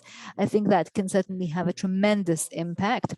Another thing that I would like to say when it comes to interests, of course, the fact that the United States has stepped away from the Middle East is a very difficult problem for Israel. We can already see in Syria how the Sykes-Picot is lifting, is again happening. The United States is not there, but Russia is. Two things can keep the United States in the loop and in the region, and both of them are very difficult for Israel. The first, that as part of some arrangement with the Palestinians, we will go back to General Alon's suggestion, who wrote to Kerry how the United States can be involved in protecting Israel's eastern border, which I believe will leave the United States in the region. And another thing that Israel is unwilling to hear, but when they understand that it must happen, it's necessary, maybe they'll think about it, is a kind of contractual defense alliance that will lead the United States to be more involved in terms of boots on the ground, and will also provide the United States with a proactive interest to export capabilities to Israel. And I think this is a huge interest, certainly in a situation where Iran may become a nuclear threshold state. Another of course, in the political context, the Bennett Lapid government is making an effort to restore the bipartisan ties, but again, they're only looking at the right-wing part of the Democratic Party, those who are closer to AIPAC, and they're completely ignoring what's happening in the progressive part. And I think in the caucus, in the progressive caucus, there are 100 congressmen and congress members and senators, and Israel must create a constructive dialogue with them. We have to do the same with the Americans. We have to make sure that we treat things complexly, but even if someone is pro-Palestinian, we have to deal with them, and Lapid has to see what he did with Europe and do the same here. We also have to do something about the Jewish community now that we have Lapid and Lieberman and Bennett and not the ultra-Orthodox in the coalition. I think that this is a huge opportunity to really restore and rehabilitate the terrible damage that the state of Israel has caused with all the non-Orthodox denominations, making them feel like second-rate Jews. I think that can be very significant and substantial to our ability to have the Jewish community in the United States connected to Israel. So now, Ro'i, it's over to you to sum up this part of the panel. Thank you very much, Nadav. I would like to thank you. I would like to actually keep talking to you, but we have a conference to get through, so we'll have coffee later. But I'd like to thank you, Ksenia, Lior, Maya, Micky, and Nadav. It was fascinating. It really feels like it really was the tip of the iceberg and just the beginning, but with a few points that have been raised within this discussion, and a few key thoughts. When we look at the significant challenges that Israel is facing, then sometimes together with that, opportunities also emerge for Israel that we must use. I am leaving this panel with the idea and the thought that even though the Israeli government is comprised of members who have different ideologies, different views about the desirable policy, there are also many issues which you've mentioned that despite the complexity, we can find an agreement on, we can find a consensus over. You've mentioned several of them, making the normalization into a stronger, warmer relationship. Ksenia spoke about that in the Gulf with Morocco. I think it's something that can certainly be supported across the board, improving the relationship with the Democratic Party. Nadav, you just mentioned that also with the Jewish American community. I think that can be agreed by all the parts of the coalition to expand the relationships and the collaborations in the East Mediterranean basin, expanding the gas forum so that it will focus not only on what's called natural gas, but to make it a forum that can really be a forum that will accompany the whole process of parting with fossil fuels and so on. To strengthen the connections with the peace countries, Egypt and Jordan, that's also something that can be done. Strengthening the relations with the EU, we see that that can also be done, and at least in some places. Restoring the ties with Turkey, if there is support for it and the government chooses to do that, it can garner such support. These are all steps that can be taken, perhaps not easily, but to a certain extent to create a consensus over. And the most complicated issue in this context is, of course, the Palestinian one. It is complicated in and of itself, and it is more complicated when there are no political agreements with, among the different components of the government, and you mentioned that as well. They are impacted and they are all derived from it. And therefore, you said it, each and every one of you, that we cannot overlook the Palestinian issue. We cannot just skip over it. It impacts Israel's relations in every arena. And this government will have to address it, even if it said it would set it aside to start with. And we're not just talking about minimizing the conflict, which is important in and of itself, but also building an infrastructure for a life of peace. And even if it'll take time before we get to peace negotiations, again, we need to create the infrastructure now, even if there is no prospect and there is no forecast for, starting a whole peace process. Taking these steps, building this infrastructure, these peace building steps is very important. So thank you all very much. I'd like to thank you again. And having heard you all, I would now love to allow our virtual microphone to be moved on to the person who is playing a very key role, Emilie Moatti, who will talk about our relationship and how the current government addresses the policy, the challenges that she sees, and she will talk about her view of her role and the contribution of the Knesset and what the kind of role the Knesset should play in this area in the foreign policy as chair of the Subcommittee for Foreign Affairs. So MK Emilie Moatti, the floor is yours.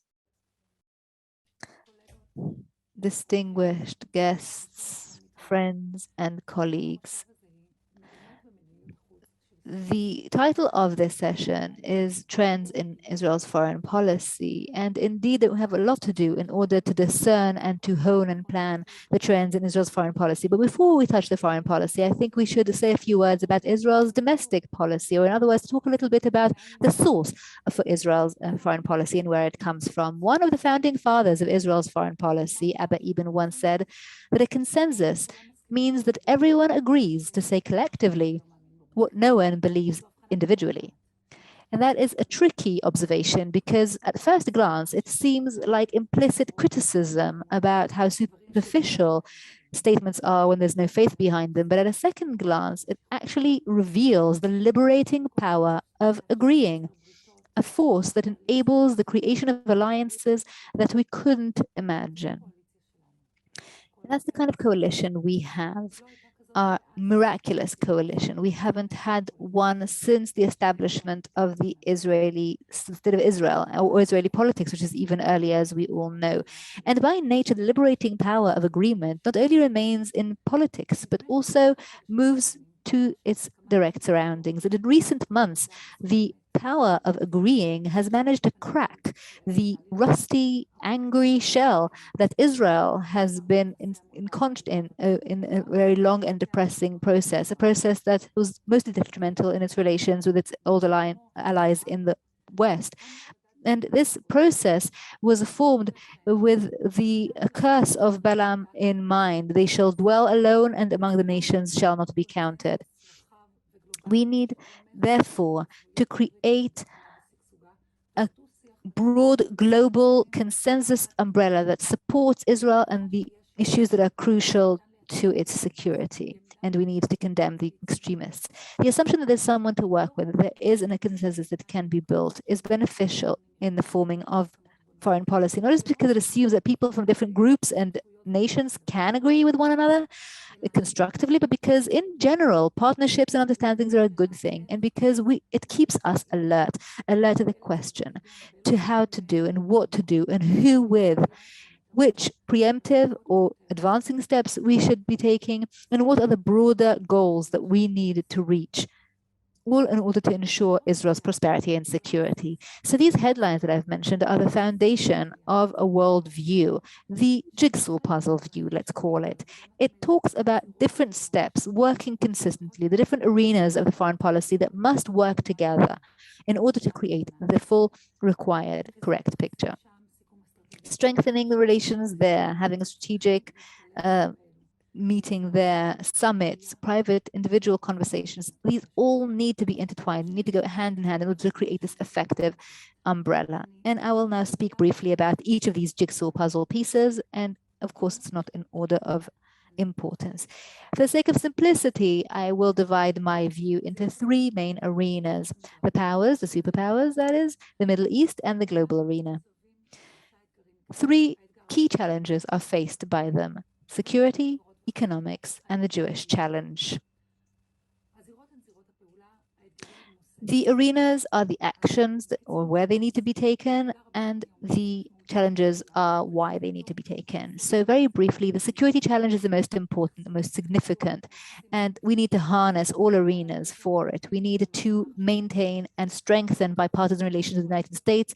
We need to create effective coalitions together with the EU, other powers, and to address the Iranian nuclear project, to make Iran weaker, to make it less influential, to create moderate coalitions that support Israel, and with all those to exist securely. And through the prism of the Middle East, we need to create conditions for Israel's security. We need to create these conditions as they were with Egypt and Jordan, and as with Abrahamic Accords, and I hope that soon these agreements will also reach the Palestinian Authority. Israel has a top-rate security interest to reach a comprehensive agreement with the Palestinians, the moderate Palestinians, that is, while completely eliminating the violent movements that do not agree or do not believe in Israel's right to exist. The economic relations we have with the EU, which is Israel's greatest trading partner, is not just a guarantee of its prosperity, but also basis for advancing in science, technology, development in the academia. We have to think of new commercial relations in order to create an important economic engine that will outline the development of Israel's economy from the 20th century to the 21st century. I call it a tradition of innovation. The Israeli spirit will continue to export the best ideas, startup companies, and tools to create leading economic challenges. And the Jewish challenge is perhaps the subtlest of all. Israel is not just a democratic country striving for equal rights to all its citizens. It must also remain the Jewish nation state. And while we're working on balancing Jewish and democratic as values in the internal Israeli discourse, it turned out that the Jewish diaspora is getting further and further away from us. And we cannot only blame modern anti-Semitism and BDS movements for this challenge. Over the last 10 years, there has been severe deterioration in the relations between Israel and the Jewish diaspora for various reasons, among them the policy of the former government, or decentralized and problematic public diplomacy, creating alienation between Jewish orthodoxy and other Jewish movements. And of course, a younger, more global generation that is being fed with information in different ways and from different forms. Strengthening the ties with American Jewry is not just a mission that has to do with cultural, national aspects. It is a political one that is a top priority because it has implications on an effective discourse with Congress, the Senate, the White House, and it allows us to justify our decisions. And just to conclude, I'd like to say a little bit about the way that I perceive my own position as chair of the Subcommittee for Foreign Affairs, especially because of the circumstances that in which we formed the government and the challenges that I spoke of. Officially, the aim of Knesset committees is to oversee the work of the government, and in my case, the impressive work of the Minister of Foreign Affairs and also his predecessor, Ashkenazi, the Director General of the Ministry of Foreign Affairs, and the many people working in the Ministry of Foreign Affairs and their families who are doing such incredible work. I think oversight is associated more about limiting others and not about strengthening them and expanding them.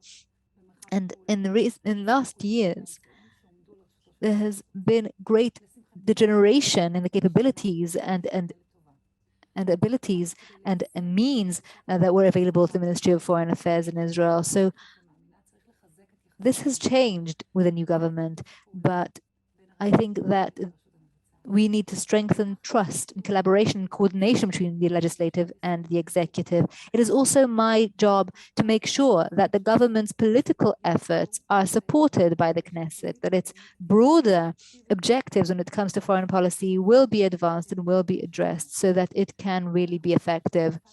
The Subcommittee for Foreign Affairs headed by me will create a working environment that is constructive for the Ministry of Foreign Affairs.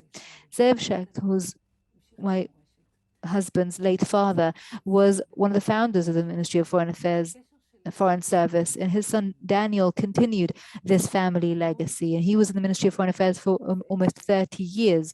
So like Zev Shecht and like my husband Daniel Shecht, I believe that foreign affairs, foreign relations, and diplomacy are an integral part of Israel's national security. I believe in that, and I will do everything in my power to strengthen these collaborations. Thank you very much for listening. Thank you for coming. Thank you to the Mitvim Institute, and have a wonderful evening. Okay. After we heard from the experts of Mitvim and from Emilie Moatti and their approach regarding the opportunities, challenges, and principles that should guide Israel's foreign policy, there is nothing more suitable than to hear now from a partner to executing and designing Israel's foreign policy, the Director General of the Ministry of Foreign Affairs, Alon Ushpiz. He is, of course, instrumental in that role. Alon, I thank you for your willingness to join us and to honor us with your presence. The floor is yours. Thank you. Good evening. Thank you, Ro'i. I'm happy to speak to Mitvim. The recent survey you held is very interesting. I think it's an important work tool. There are some very interesting items there. Like in every one of your surveys, it always gives us an interesting direction, one that's difficult to see from inside the ministry. It's an excellent compass for us. And I'd like to thank MK Moatti for her remarks and also for the many years of contribution of Daniel to Israel's foreign policy. I have 10 minutes to talk about the most important things in an entire world that we are involved in. And of course, I'll naturally have to leave out some things. And some of these things are big. So please take it in the right spirit. There are entire areas that I will not be able to touch on, areas that are very central to our work. But I would like to give 4 or 5 scales of priority to what the Ministry of Foreign Affairs has been doing in the past 4 or 5 years. And I think those, especially in the 21st century, and I think that, and also our work plan for 2022 that we're working on. The most important thing that we need to continue working on is US-Israel relations. I'd like to say something that may seem self-evident to me, but they need to be said all the time, because things that are self-evident are very important. And I say this in wake of the visit of Foreign Minister Lapid in Washington 2 weeks ago. If there is one thing, and I'm cautious to use the word, if there's something that is sacred in the relations between Israel and the United States, and that is the bipartisan element.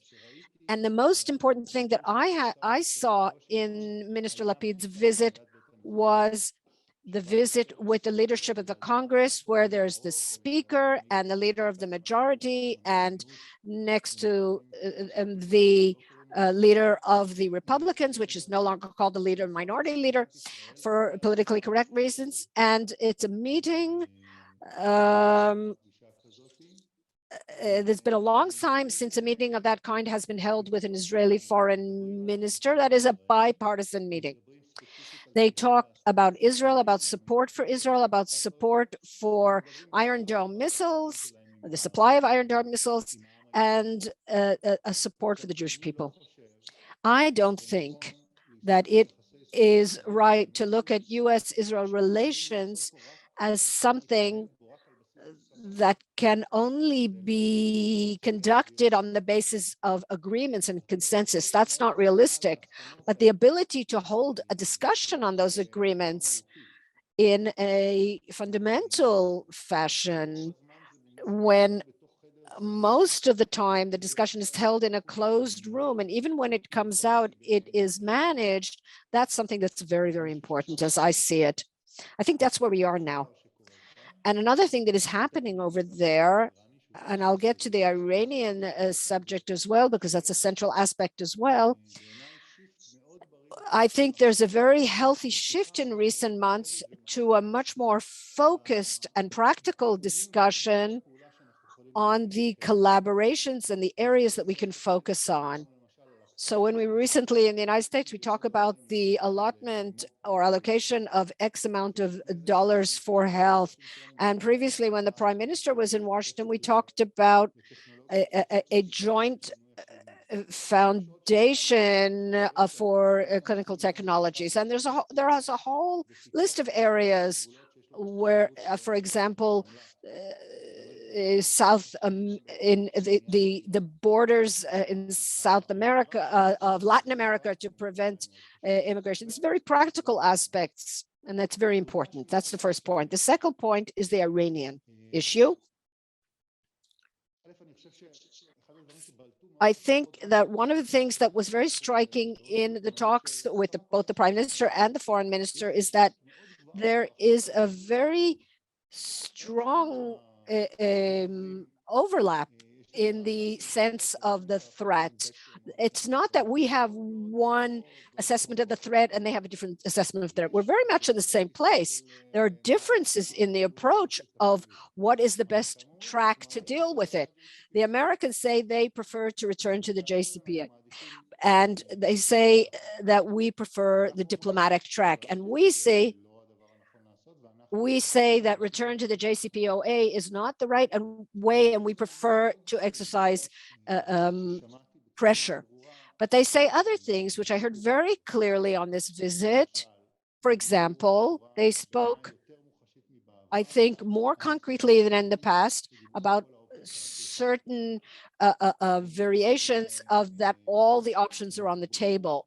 And they spoke very clearly about the fact that even if they want to go back to the JCPOA, the Secretary of State said that the takeoff, that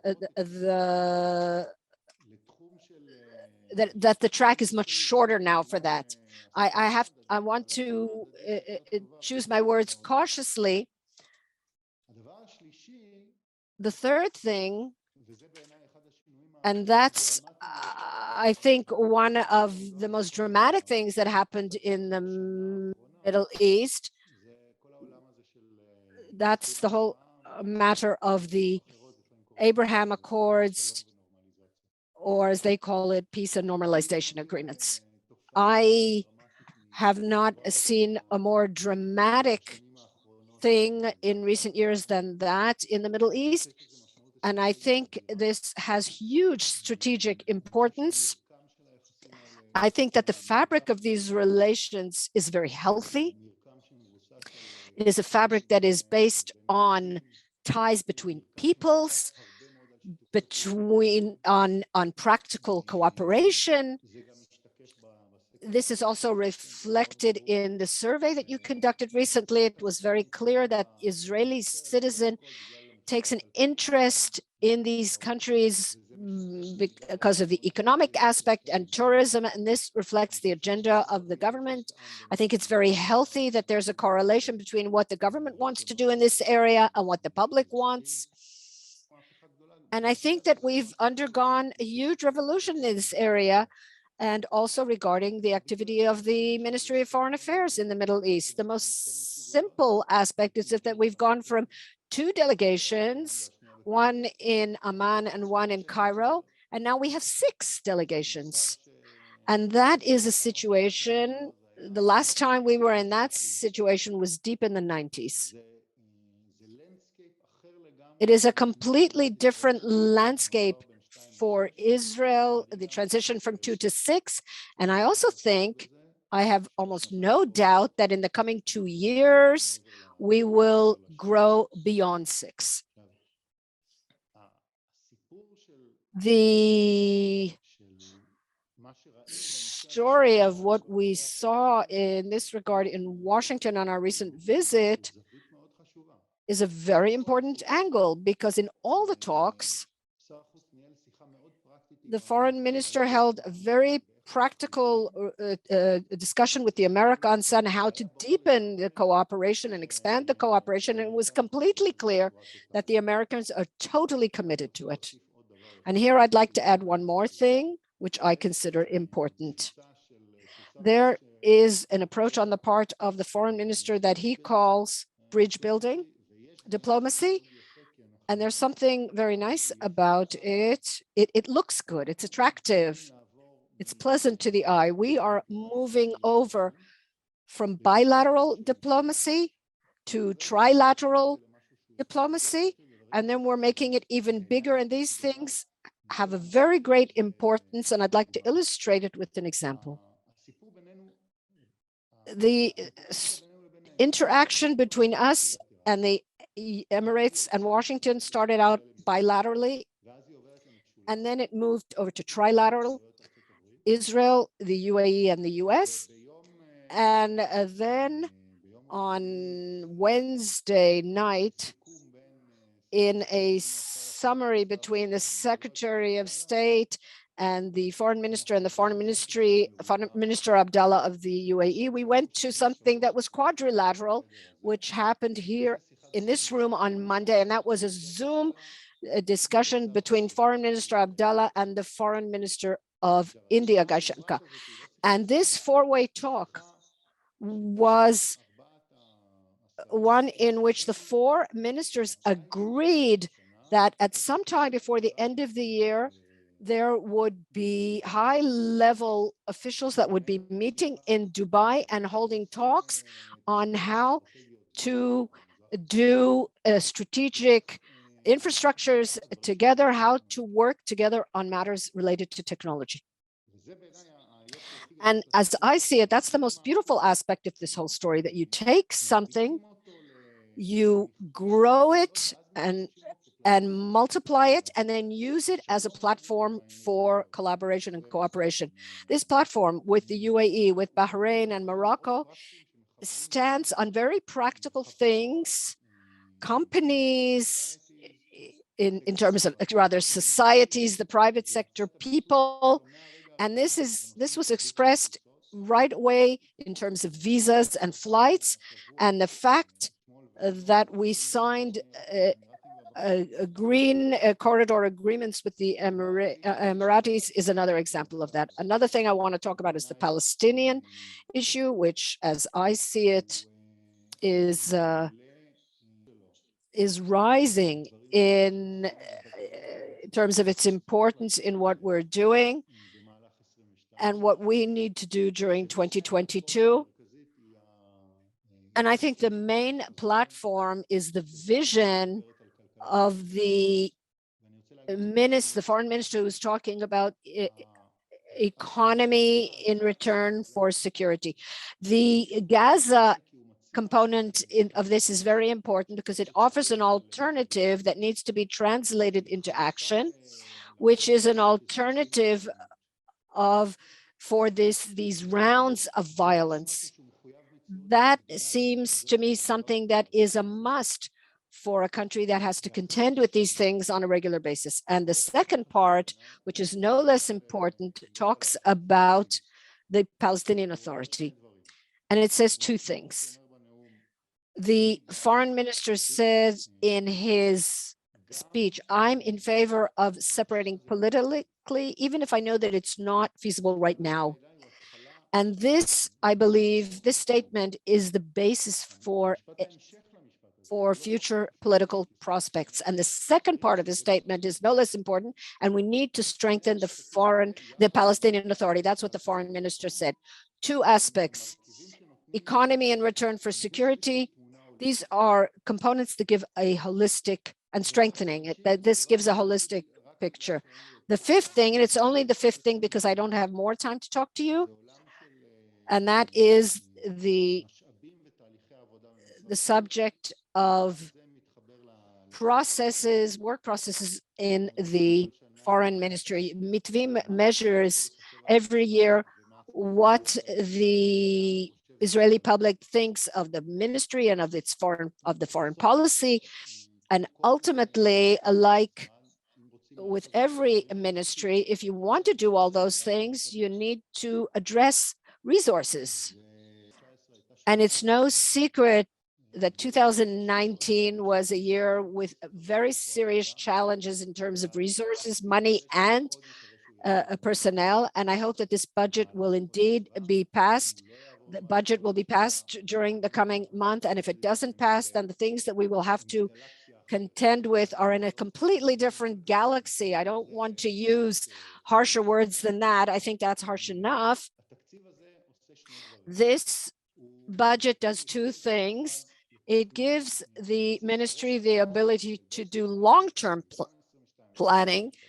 It's 2 years of budgeting, 22 and 23, money and activities. It's very important for the ministry to have the budget. Otherwise, we are, like a boat in stormy waters. And if the budget indeed passes, we will have a budget of the likes of which we never had before. And with this magnitude of budget comes responsibility. The money has to be spent on the right things. And even more important is the systematic treatment of the personnel, the human resources in the MFA. Between 2013 and 2021, we lost hundreds of people. I don't want to exaggerate, but that's a crisis. It's really a number that is a crisis. I'm not sure that over time we can continue to do this. I said that this budget provides a solution for the crisis of almost 10 years for the most significant thing in any foreign policy or any mechanism of foreign policy, which is the people. We will take in 110 new people over the next 3 years, and we will be building on those numbers further human resource. And the issue is acute from two aspects, and I will mention this as the last subject because I believe this is the life and soul of Israel's foreign policy. We will be able to man the new delegations in the Middle East in a manner that meets the minimal threshold that is not insanity. And the second thing, I believe, will meet for the first time a situation where we will have delegations that have no fewer than 3 people. We have currently a double-digit number of delegations that have only 2 people working in them. I don't think that's a healthy platform for foreign affairs. The person who brought this budget is the foreign minister, and he should be thanked for that. This is the first time we'll be able to raise our heads above the day-to-day issue of resources and do what the state needs to be done. And I think this is very consistent with large parts of the survey that you have presented us with. I would like to thank you once again, and that's it. Thank you very much, Alon Ushpiz. First of all, it is wonderful to hear that our survey is used as a working tool. This is really the reason why we do things.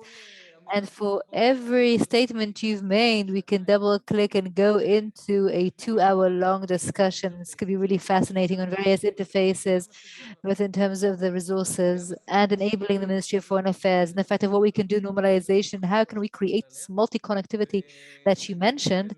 And I am looking forward to exploring this further.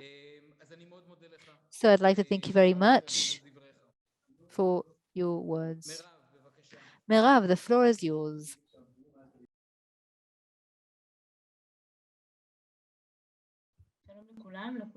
Hello, everyone. Hello, one and all. My name is Merav Kahana Dagan. I am the COO of Mitvim Institute, and having analyzed what's happened and what is happening in Israel's foreign relations and foreign policy, in this next part of the conference, we'd like to focus on the near future, the next months or year, and to touch upon challenges and opportunities in those areas and those issues that we at Mitvim Institute find as key issues: climate, ethics, gender, the future of the Palestinian citizens of Israel and Israel's foreign policy, and of course, what has accompanied us from the beginning to end, the normalization agreements, the Abraham Accords look into the future. These issues will be brought to you as TED Talks, brief talks, and the first to speak will be member of Knesset Alon Tal from Kahol Lavan, formerly the head of public policy in Tel Aviv University and one of the founders of various environmental organizations. Alon, the floor is yours.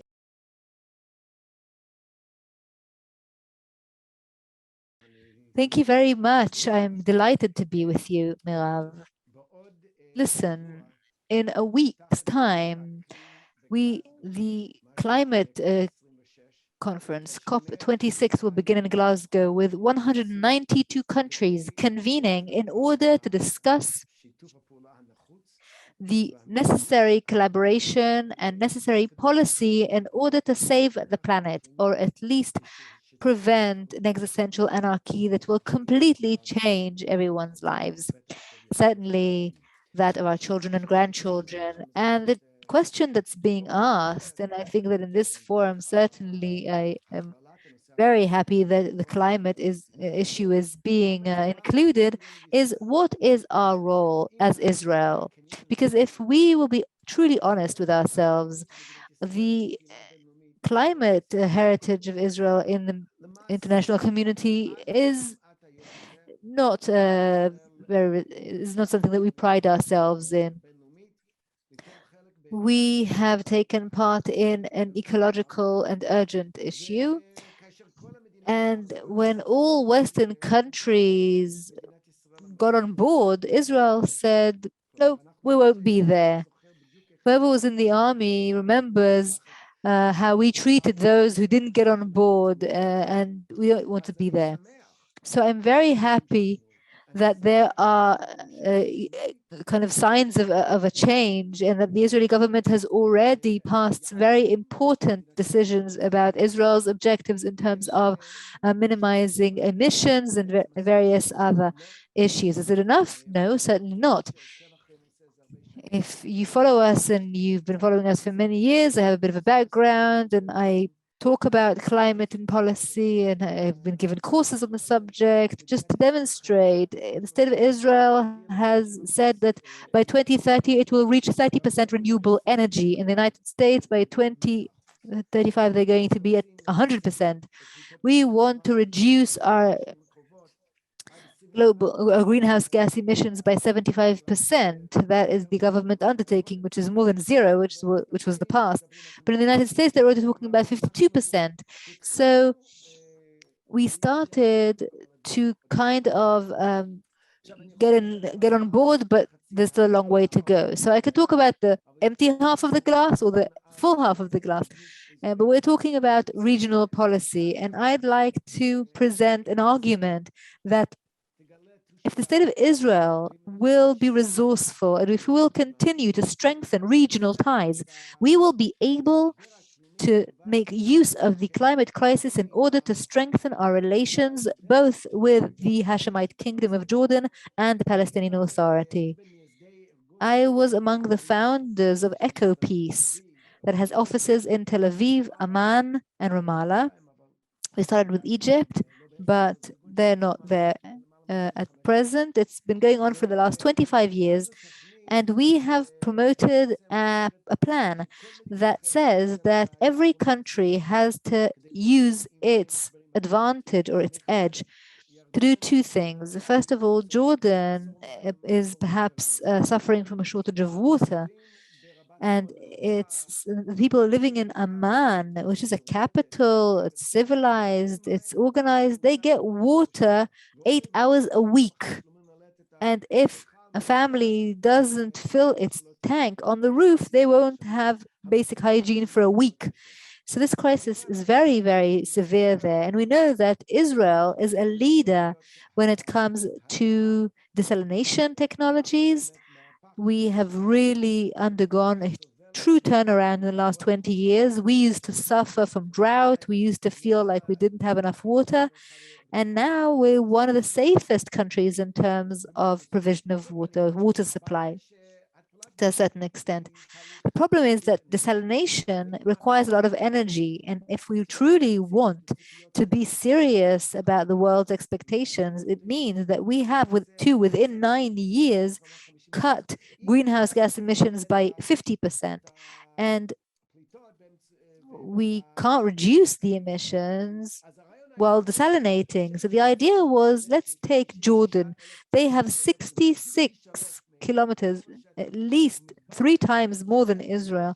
And it's more a desolate desert because they have an ecosystem, but we can certainly have huge factories there for renewable energy and solar energy, and then import the green electricity from Jordan and to salinate water from the Mediterranean. The infrastructure is in place, and as an MK from Kahol Lavan, I don't usually compliment my friends from Likud, but Yuval Steinitz, Dr. Steinitz, did something that I think is very brave as the Minister of Energy when he established the opposite water pipeline. Instead of the Kinneret giving us water, the Mediterranean, it gets water from the Mediterranean. And so we can use this infrastructure as part of the peace accord with Jordan. It can be activated and we can really, really relieve the Jordanians' distress. And we all want stability there. So that's one example where the climate crisis is making the water crisis more severe in Jordan. We all know that rainfall has gone down in Jordan in the area, but that can be overcome with technology if we do collaborate. And I believe that this is just one example.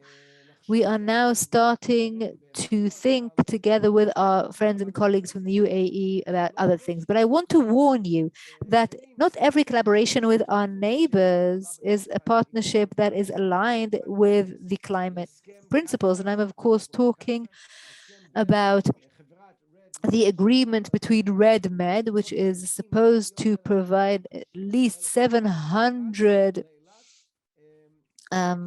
carriers of fuel. And together with many environmentalists, I feel that this is some kind of misrepresentation, because they said that if the agreement were to be cancelled, and this is the Eilat Ashkelon pipeline agreement, if they cancel this agreement, peace will collapse and Abraham Accords will collapse. And then we read an interview with our new ambassador that says that it's just a commercial agreement, has nothing to do with the government. So I just want to say this, I can give you many other examples when it comes to carbon footprint and so on. There's collaboration, but let's understand that a collaboration that has to do with perpetuating the old economy that is based on fossil fuels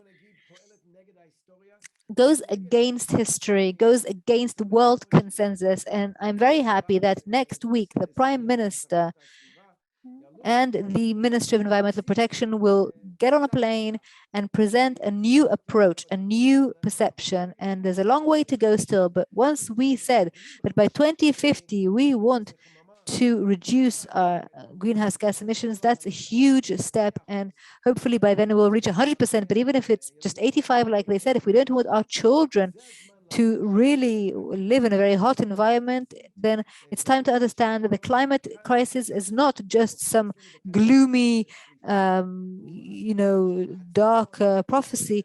It's something that we have to prepare for. And as a hotspot in Israel, we see the rising sea level. We will be impacted if we are not prepared. And I think that we will not be loyal to our objectives as a Zionist state that wants to preserve everything we have, or at least be a partner in an international effort against the climate. So I think that's been my 7 minutes.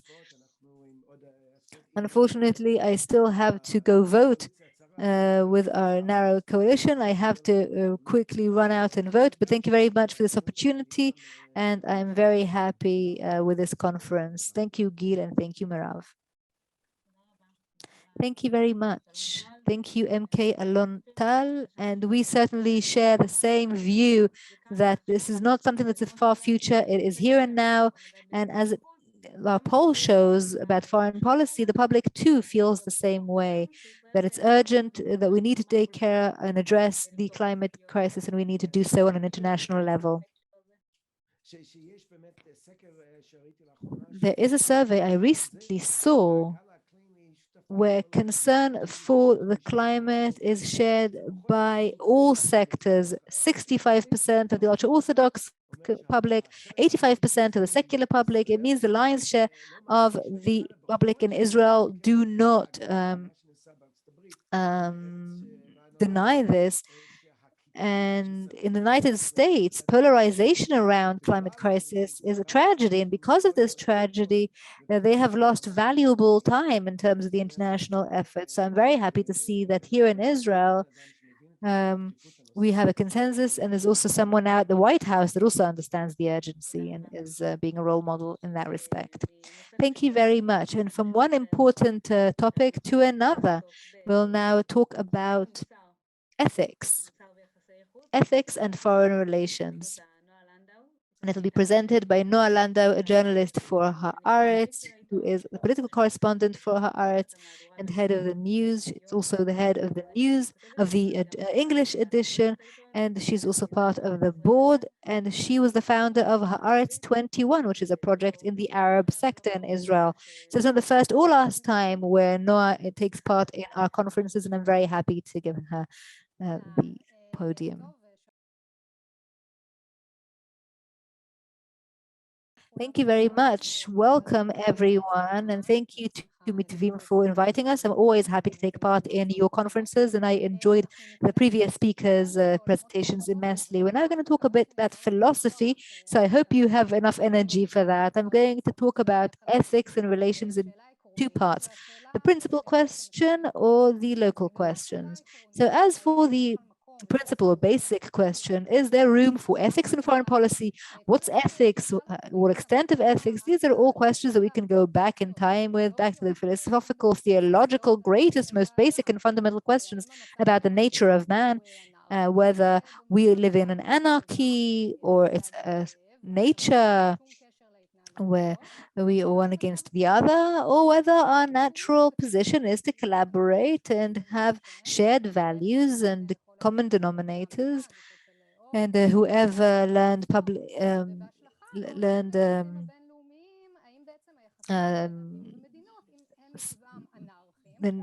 about Hobbes and so on, then basically this is the question: is human nature an anarchy or shared values and collaboration?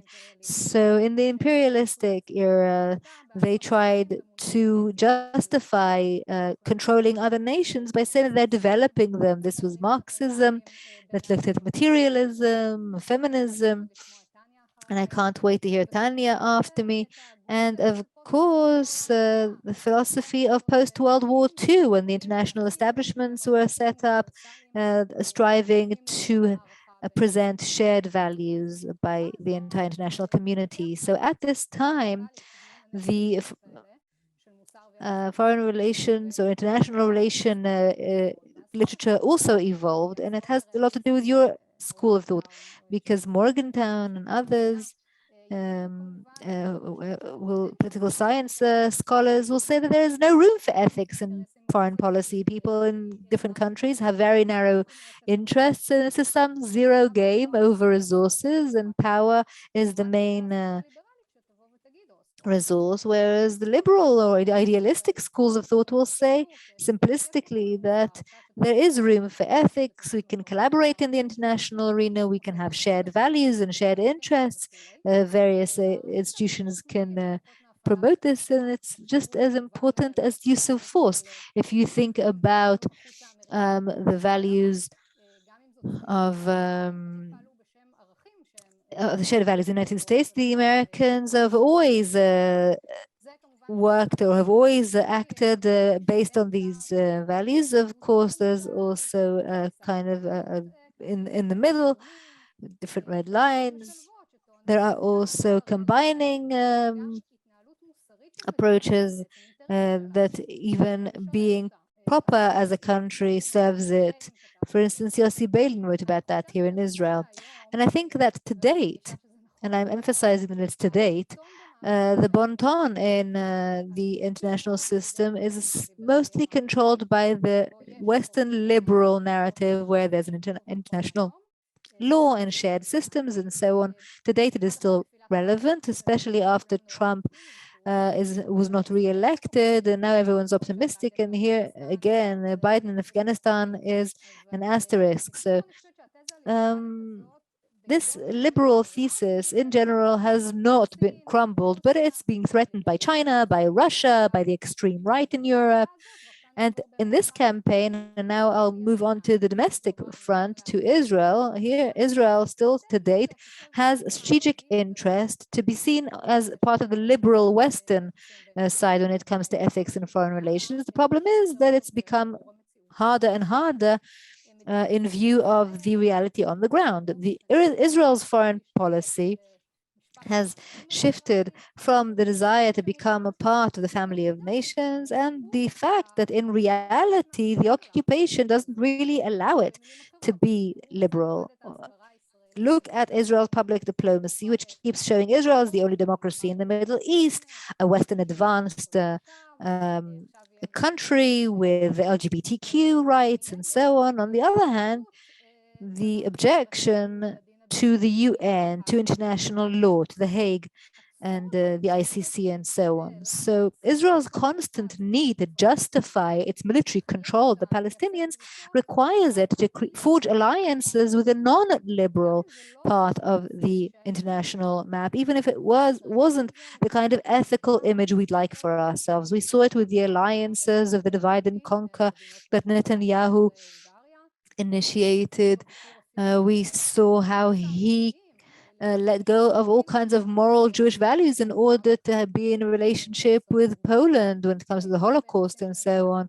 We saw his relations with Trump, with al-Bashir in Sudan, with the Gulf states, the Saudis, the Chinese, even the evangelists who took the place of the American Jews who were too liberal for Netanyahu. So to say it bluntly, where there are leaders that disrespect the values of liberalism for whatever reasons, Israel is by their side because that's their shared interest to undermine this value system. On the other hand, Israel keeps saying wherever it can, especially when it meets liberals in the United States, like the Democrats, that we have shared values. Of course, we mean the shared liberal values fundamentally. And that's something that now that Netanyahu has left, it won't change, maybe in nuance, but not fundamentally, because Israel still justifies the occupation. Certainly under Bennett, we see the cracks in the coalition because of that, and it will continue to forge alliances with leaders whose liberal ethics are very weak, if they exist at all. And now that Russia is back, that will also contribute to this process. Another aspect that is very significant for Israel's foreign policy ethical aspect also has to do with our constant war and the occupation is weapons. Israel has decided to be as independent as it can be in terms of defending itself because of the French embargo and Israel supported the African apartheid at the time as part of that. And now cyber is also part from selling weapons to Burma. We have now gone back to being exporters of software that are being used to follow, to monitor, to persecute, and even to murder human rights activists. So is it even relevant in this new world when we have the weapon of cyber? So just to conclude, I don't think we can be 100% ethical and moral in this world of war and peace, because this question keeps emerging, that the Palestinian Authority is also not an entity that we should really seek to have peace with, but we should also aspire to have some red lines, like Yair Lapid, when it came to Poland. It was a red line. It was a moral, ethical red line that he decided to draw. We don't have to have Duterte get a red carpet who justifies a rape just because we want to sell him more weapons or we want his vote in the UN to perpetuate the occupation. It's not that Israel doesn't have any ethical considerations in foreign relations, but it is finding it more and more difficult to find a balance, to strike a balance between the liberal image it would like to have and the reality on the ground. And it doesn't allow her to have a coherent position in foreign relations because it doesn't have one, Israel. Thank you. Noah, that was really interesting. And as you mentioned, our next speaker is Tania Marquez. She will discuss the subject of gender and foreign policy. Tanya is the CEO of the Deborah Forum and works with the Security Council and creates security networks for women in the context of foreign policy. She's been working for over 10 years in the area of public diplomacy and policy. Tanya, I'm very happy that you're here.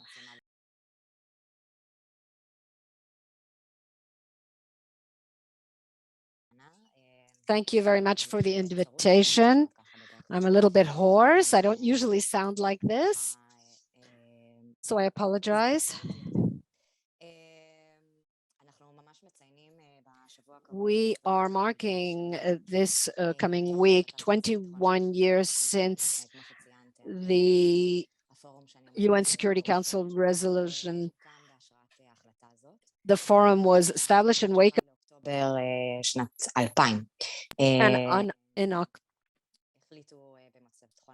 in the 2000, the resolution was decided on, and we are marking its anniversary. So I decided to talk about the trends that are related to gender and diplomacy and foreign policy, according to various articles of this resolution. I think it could be relevant. So those who don't know, the resolution in fact calls for gender equality for women, where peace and security are concerned, to participate in the making of decisions. And there are a number of different aspects to this, and I will discuss them all and discuss the various areas of where there has been developments and advancement in the areas of there are developments, but we are very far from an ideal situation. And around the world, there are national programs for the implementation of the resolution. I looked to see, as of September of this year, there are 78 programs, national programs, but Israel does not yet have a national program. And that relates, but it's in development. And I'm happy to say that since, as I said, it's the 20th anniversary, we have seen the appointment of a woman ambassador, Rav Schechter, to implement the program, and she is leading this program. So what does protection mean? There are extreme cases where war and peace impact people in different ways, and women are harmed more by sexual violence, gender violence during wars, and there is an international need to protect women in areas of conflict and war. I seen this in the context of Afghanistan and Corona. The rapid exit from Afghanistan did not do much to help women in Afghanistan. And it's surprising because on the ground, there were quite a lot of gender groups of the allies who had been working there for many years to ensure women's rights, to enable them to take part in the security forces and all issues related to education. But with everything that happened, a vacuum was created, and the ground wasn't prepared for the day after. What would happen when the Taliban would take over? So after the forces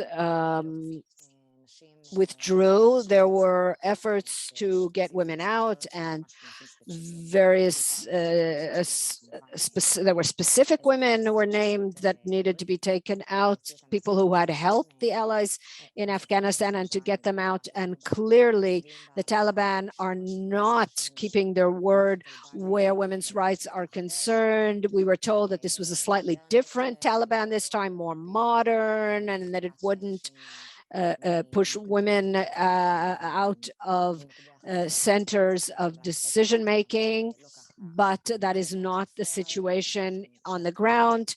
And women are unable to travel to work, to be in public places, and school, and so on.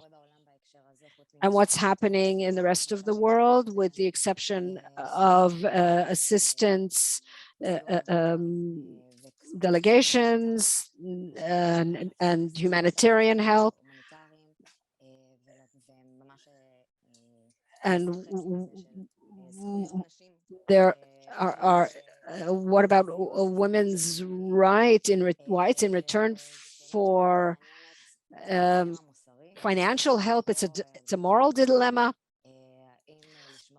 whether to preserve and safeguard women's rights and to insist on keeping women in decision-making positions,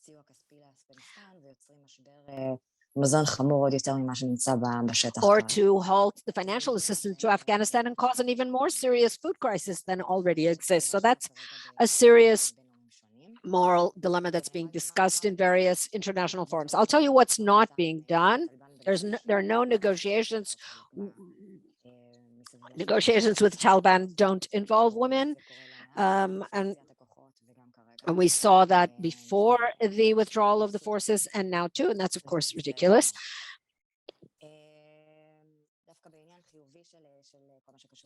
And a more positive aspect, we see international cooperation regarding this protection of women. If we take the matter of Corona, it is not a war or a conflict, but clearly it was an international crisis, and there was international collaboration and cooperation.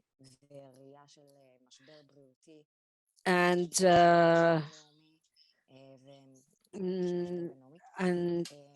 there were national and international crises around this, and there was an understanding that violence against women and gender violence was a problem in all of the countries, not only in the developing world.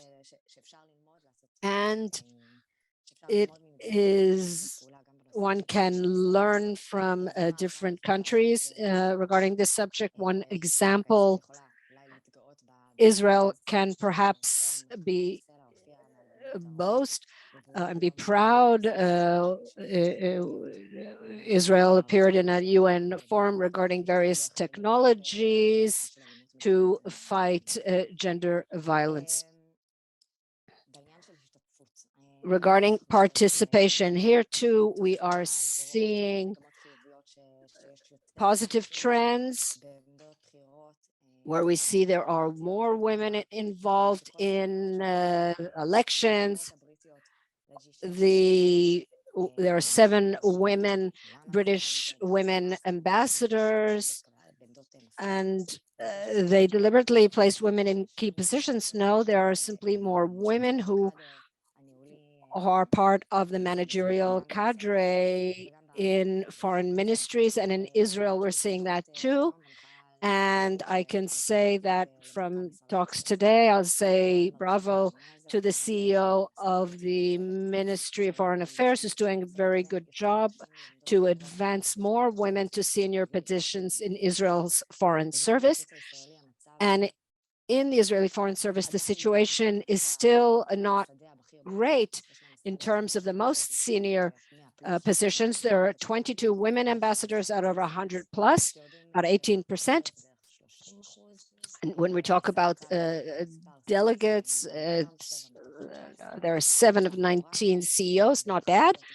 And there are over 40% heads of departments. So we're seeing that the serious problem is at the the highest level of ambassadors and consuls. And I know that the CEO of the Foreign Affairs is doing a very good job to see where the barriers are to the advancement of women to the most senior positions in the ministry. And I hope that we will soon see the results of this staff work. And over the years, we will see a change because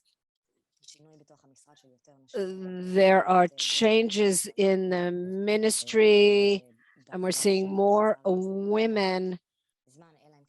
It will take time unless active changes are made, proactive changes of appointments of specific women. I'm sorry to say that we're seeing of exclusion of women in terms of participation, that there are not many women involved in negotiations for peace agreements, for example, in the Abraham Accords and in the normalization agreements. There was exclusion of women in terms of numbers. There weren't enough women that participated in sitting around the negotiating table. And if they did take part, they were not photographed. I can say about myself, a case that I saw regarding the agreement with Bahrain, that the Israeli mission, only the men who were members of the delegation were photographed. I think it is indicative of a lack of awareness or perhaps a more serious problem.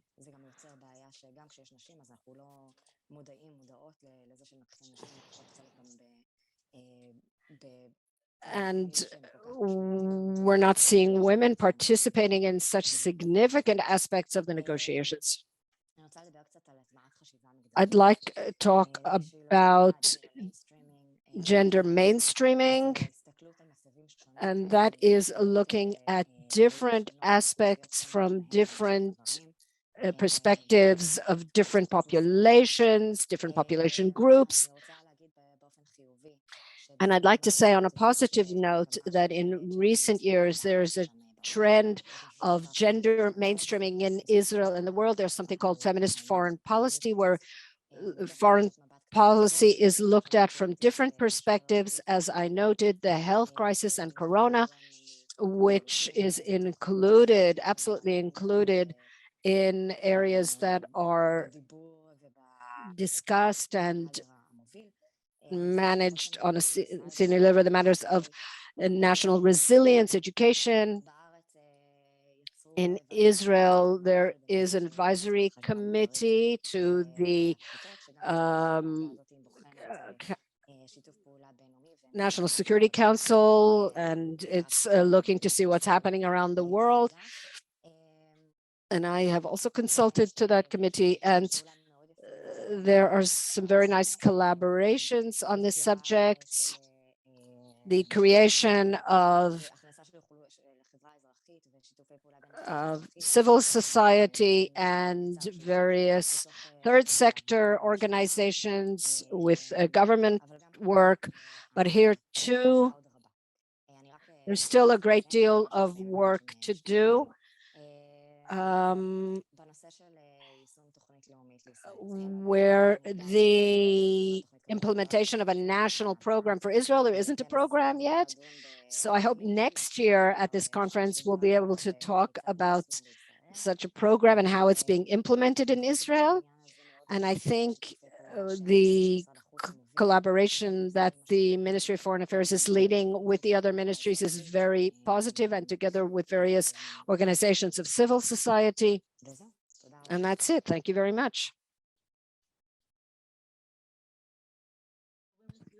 Thank you very much, Tanya. I know that we're very close to finishing. We have just 2 speakers left.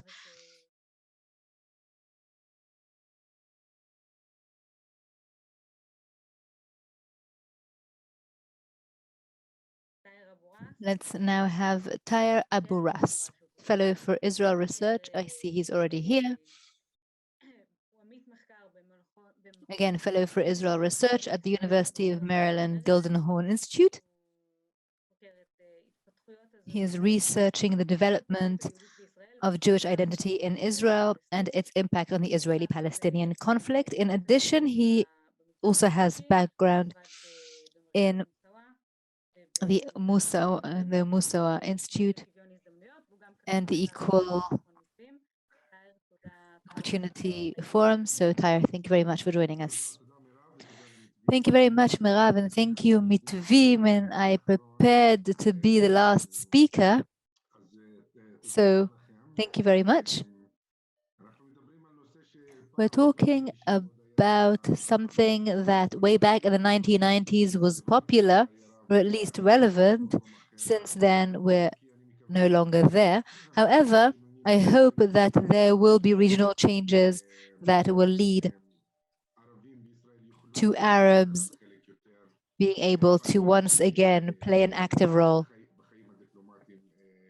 in diplomatic life and in Israel's foreign policy in Israel in general.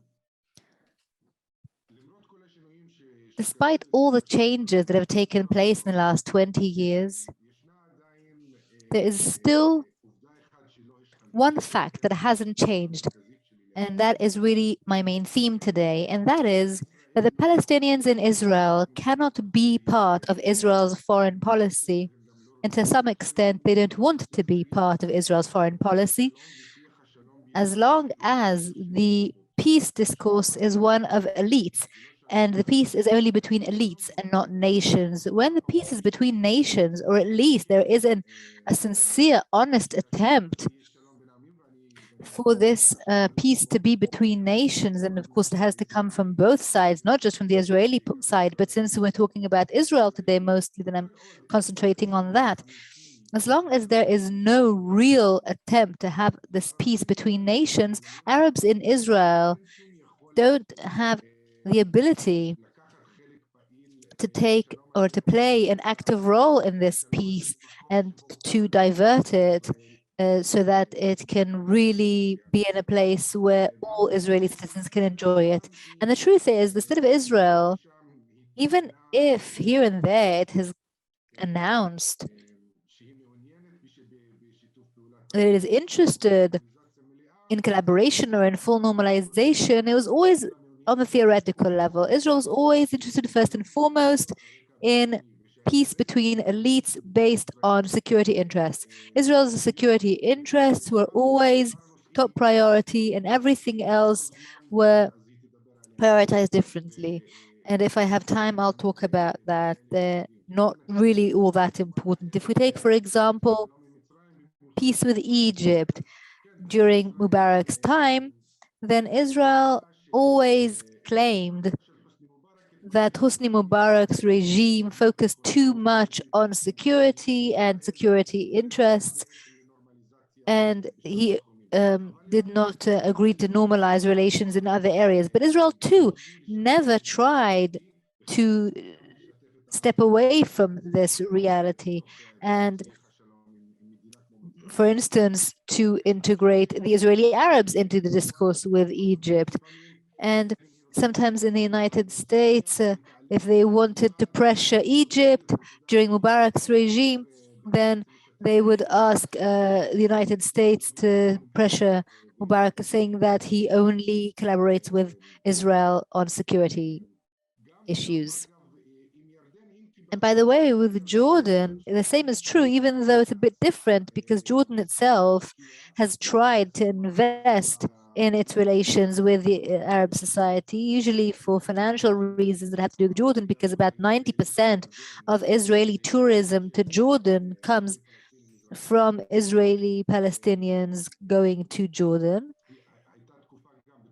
There was a time in the early 2000s where thousands of Arab students who were studying in Jordanian universities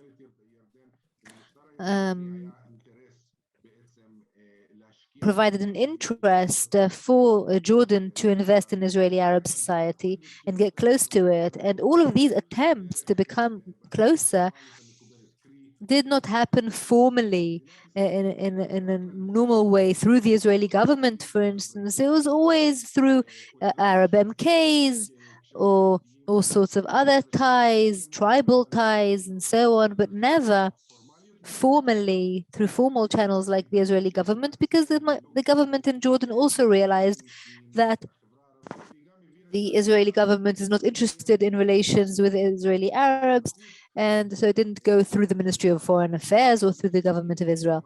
So there is a sort of acceptance of this fact.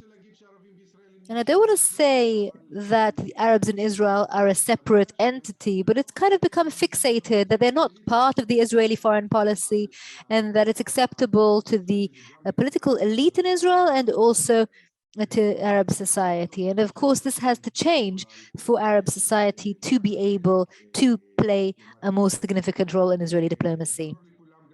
And it's clear to everyone that Israeli foreign relations are very closely related to security, and we Arabs in Israel are not part of the security discourse. And that reminds me of Henry Kissinger's state. Israel doesn't have a foreign policy, it only has an interior policy or internal policy.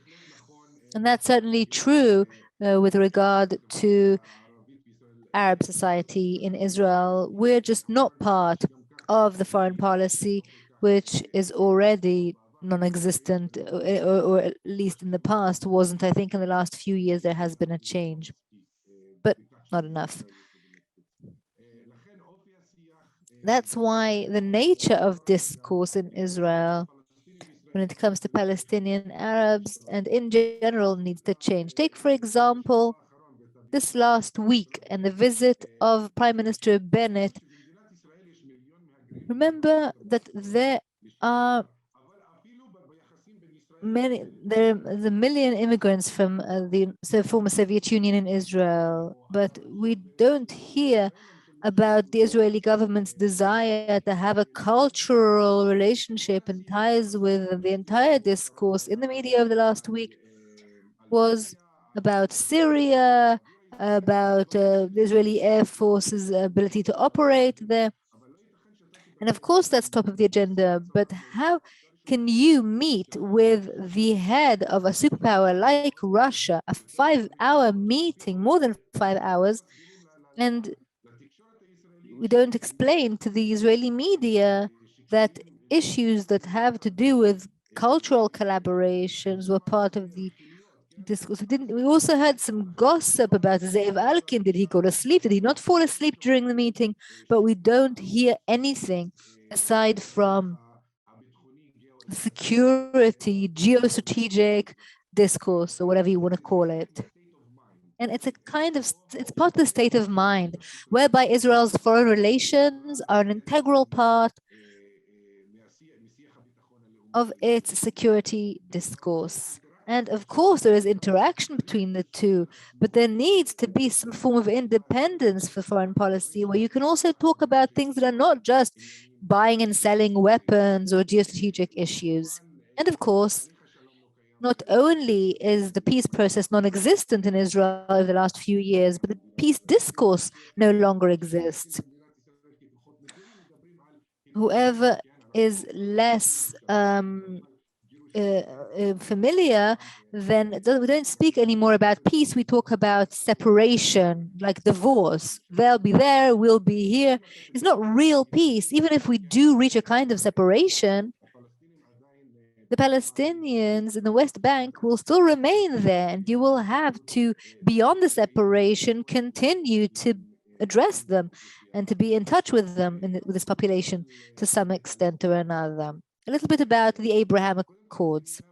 First of all, the Abraham Accords, I think, are an example of how diplomacy and peace in Israel are fundamentally about security and defense, not just the F-35 in exchange for normalization, and not just security trade, but also the Eilat Ashkelon pipeline. And that also has to do with national security. It's true that the UAE are trying to convey a message of warm peace that we don't have with other Arab states. But the UAE are very special in the Arab world because the Emirati citizens in the Emirates form just 10% of the Emirati population. Of course, in Bahrain too, there's also unique demographics because most Bahraini citizens are Shiite,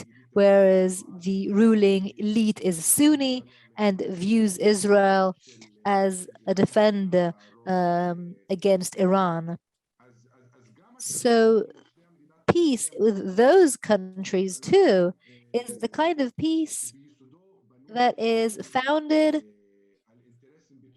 on security interests, whether on the discourse, even if on the discourse level we do talk about warm peace, I still don't see any kind of warm peace. Maybe it has to do with the demographic nature of these two countries. And there is another phenomenon that I would urge you to follow. In the UAE, I'm currently writing a paper for Harari in English. There is an attempt to get closer to Arab society and invest in it, and that's something quite new. Jordan did it for economic interests, but in here, in the Emirati society, there are no economic interests. So maybe they just want to have a soft power kind of foothold in Israeli society or in the Middle East. But I think this is a phenomenon that I do urge you to follow, because I know that the Emiratis have been meeting with heads of regional councils within Arab society, and we'll see how that goes. Issawi Frej is the Minister of Regional Cooperation, of course, but Abraham Accords are not part of his job. The Palestinian issue is in the hands of Minister of Defense Benny Gantz, of course. And so his influence, his impact is not huge. It's not going to make Arabs in Israel say, okay, now we can finally impact discourse. It's a very individual case. And I know that the Palestinians, or at least the heads of the Palestinian Authority, who are working with Israel, view Issawi as a kind of ambassador of theirs within the government. He can convey the messages of the Palestinians. He can express their views within the state of Israel, but no more than that. I know that I don't have very much time left, but I do want to talk briefly about a few trends that I see within Israel and how it can impact foreign relations. So first of all, there is the economic integration trend.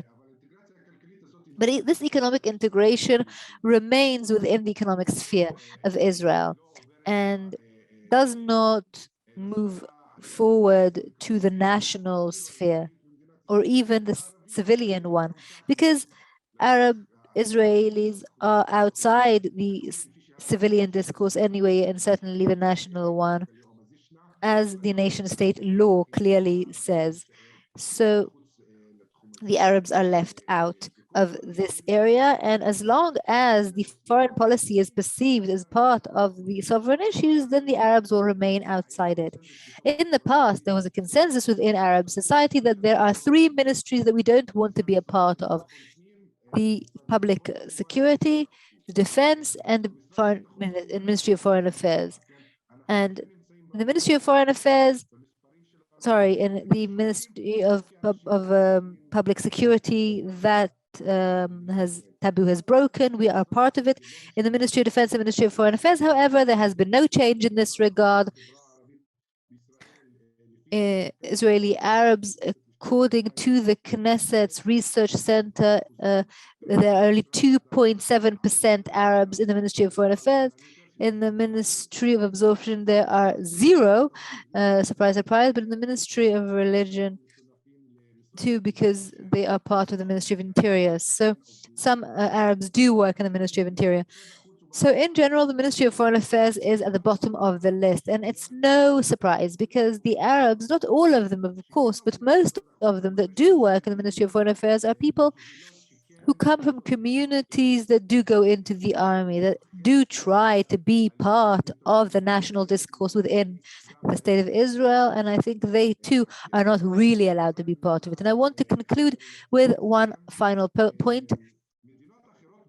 Other countries in the region, unlike Israel, do try to utilize their Arab minorities for their diplomatic interests.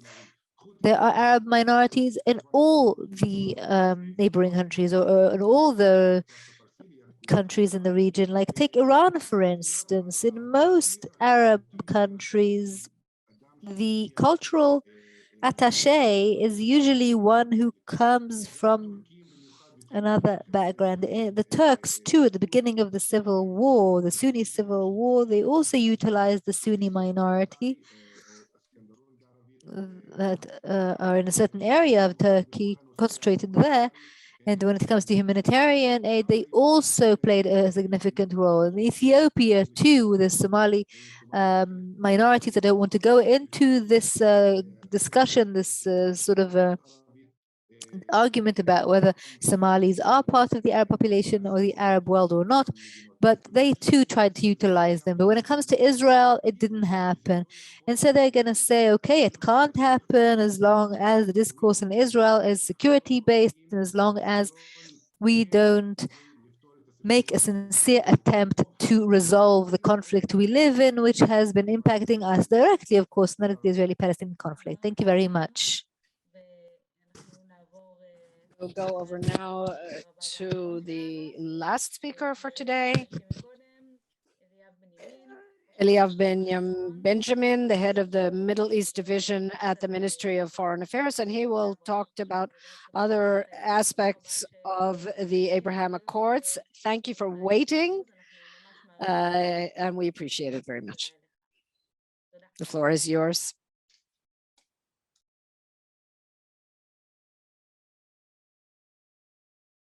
The truth is, there's a lot to be said about the previous comments, especially including Tamir, and I am following the very large shadow of the CEO of the Ministry of Foreign Affairs, the MFA, but I would like to make a few comments. If I may, I would like to talk about some of the things that were mentioned here by Tar and Tanya, and also Knesset member Alon, because all of these remarks connect to this forward-looking discussion in terms of the normalization and Abraham agreements when we recap the previous year and look at the coming year.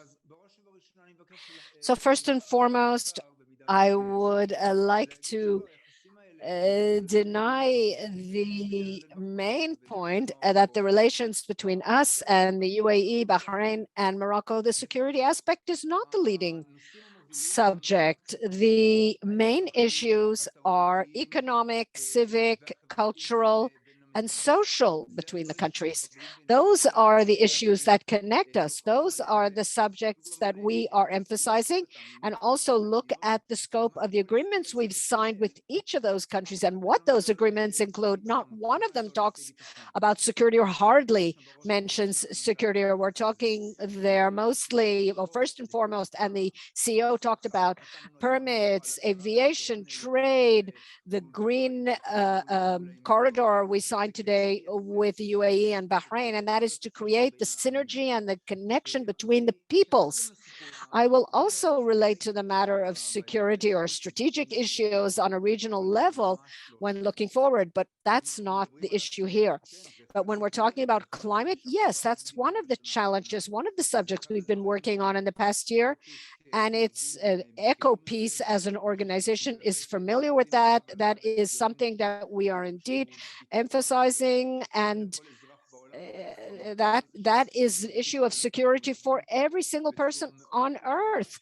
And we are addressing it very well with our new partners.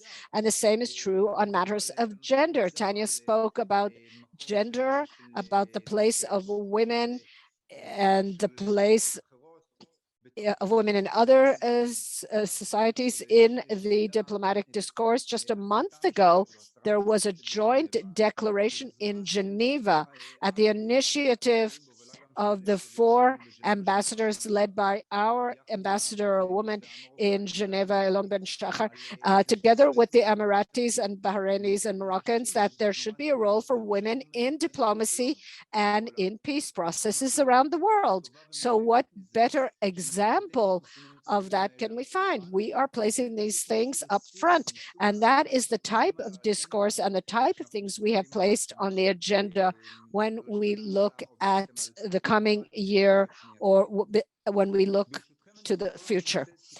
I would like to go back, if I may, 2 or 3 minutes and to look at the past, because you can't look at the future without looking at the past too. And the achievements of the past year, yes, achievements, and we are indeed noting, marking, and celebrating these things. We are celebrating the first anniversary of our relations with UAE and Bahrain. In 2 months, we will celebrate the first anniversary of the upgrading of relations with Morocco. This is a year of building infrastructure. And that's important to understand. In the past year, we were engaged in the building of infrastructures in all the various areas. And a considerable part of that is the agreement infrastructure of G to G, governments to governments. And we signed 9 agreements with Morocco today, and with Bahrain, 17 agreements so far, and UAE also 17 in a variety of areas. This is a year of business and investments. Just last week, there was a very, very significant event in the UAE of Bank Hapoalim and the Ministry of Foreign Affairs and the Manufacturing Institute. Senior leaders of Israel's economy were there in a demonstration of strength and cooperation that was huge between Israel and the UAE, with investments that we're already all seeing and hearing about that are taking shape. And what do we say here? Usually people say the sky is the limit where the relationship potential is concerned. But last year we signed a space agreement with the UAE. So we've actually gone beyond the sky. So these are just the seeds of what we are hoping to see. And in the context of space and cooperation, and the Arab sector in Israel, there's potential there too. And that is potential that we are tapping. One of the things we're doing is cooperation of space centers in Arab cities in Israel in collaborations with cities in UAE. And there is a lot going on this, and I hope that in January during Israel Space Week, we'll see signings of agreements in that area. And that's part of the beauty, as we see it, of these relations, because it's all inclusive. With these relations, we are presenting a new paradigm. We can relate to the Palestinian issue separately, but this is a new paradigm in terms of the discourse, that the economic and social and cultural aspects are leading. And this is an opportunity to bring everyone into this event. And when I say everyone, that means tourism too. In the past year, we've seen more than 250,000 Israelis who visited the UAE. And after the signing of the agreement yesterday in the UAE, the Green Corridor Agreement that is supposed to go into effect on November 1st, we'll see many Emiratis coming here too, families and business people who want to come and experience Israel too. This is not my dreams. These are the Emiratis themselves who want to come here. That's part of the interaction between the peoples. And we need to say that this past year of the creation of infrastructures, we had quite a challenge in the middle. We had Operation Guardian of the Walls, and we managed to get through it in the entire expanse, including with Egypt and Jordan, of course, with the UAE and Bahrain and Morocco very well. And it was not an easy test. And we worked very hard on that to keep everyone inside. So the challenges were beyond the honeymoon, and we're just at the beginning. And if I'm looking at the next stages, our main interest right now is to deepen and expand the existing relations with the countries based on the relations, the agreements, the visits. We had 8 ministers from Israel visiting the UAE just in the past couple months. Israel's foreign minister visited in Bahrain after their ministers visited here a few months ago. And in Morocco, we're going to start seeing more movement there too. So that is part of the deepening of the relations, but also their expansion on many different subjects that we are talking with them about. We saw the value of the three-way meeting in the trilateral meeting in Washington, and there it was decided on 2 working groups, that one that will work on the climate issues of water and energy. I put that under a broader umbrella of fighting climate change, and we have an obvious, very great shared regional interest in that. And Alon also mentioned that, Alon Tal, the MK, and the other working group is on the subject of tolerance, inter-religious tolerance. And that's a very, very important working group, important to them and important to us, very important. And what we have here is a change in the paradigm, that it's not right and left or a struggle between religions. It's a struggle between extremists and moderates. And it's clear that we're on the same side, and we know who the good guys are and who the bad guys are. And that's why the potential here is so huge. And it's quite a challenge for the MFA to manage this whole event, because everybody wants a piece of the pie, and that's great. And that's what we're really working on. The idea, as we see it, is to contend with the most fundamental things, both on a bilateral level and on a regional level. And when we talk about security, security is not just Iran. It's Iran, of course it is, first and foremost, in terms of the personal security of every single one of us. But it's also food security and medical security and health security and climate security and water security and everything else. And that's exactly the discourse that we're holding with the Bahrainis and the Emiratis and the Moroccans. And thankfully, the Jordanians and the Egyptians, and yes, the Palestinians too, they get it. And our situation with those countries, the older countries that we've had peace agreements with, is very different now than it was before. Why? Thanks to the Abraham Accords, thanks to the change in the paradigm and the change in the discourse over the place at which we find ourselves.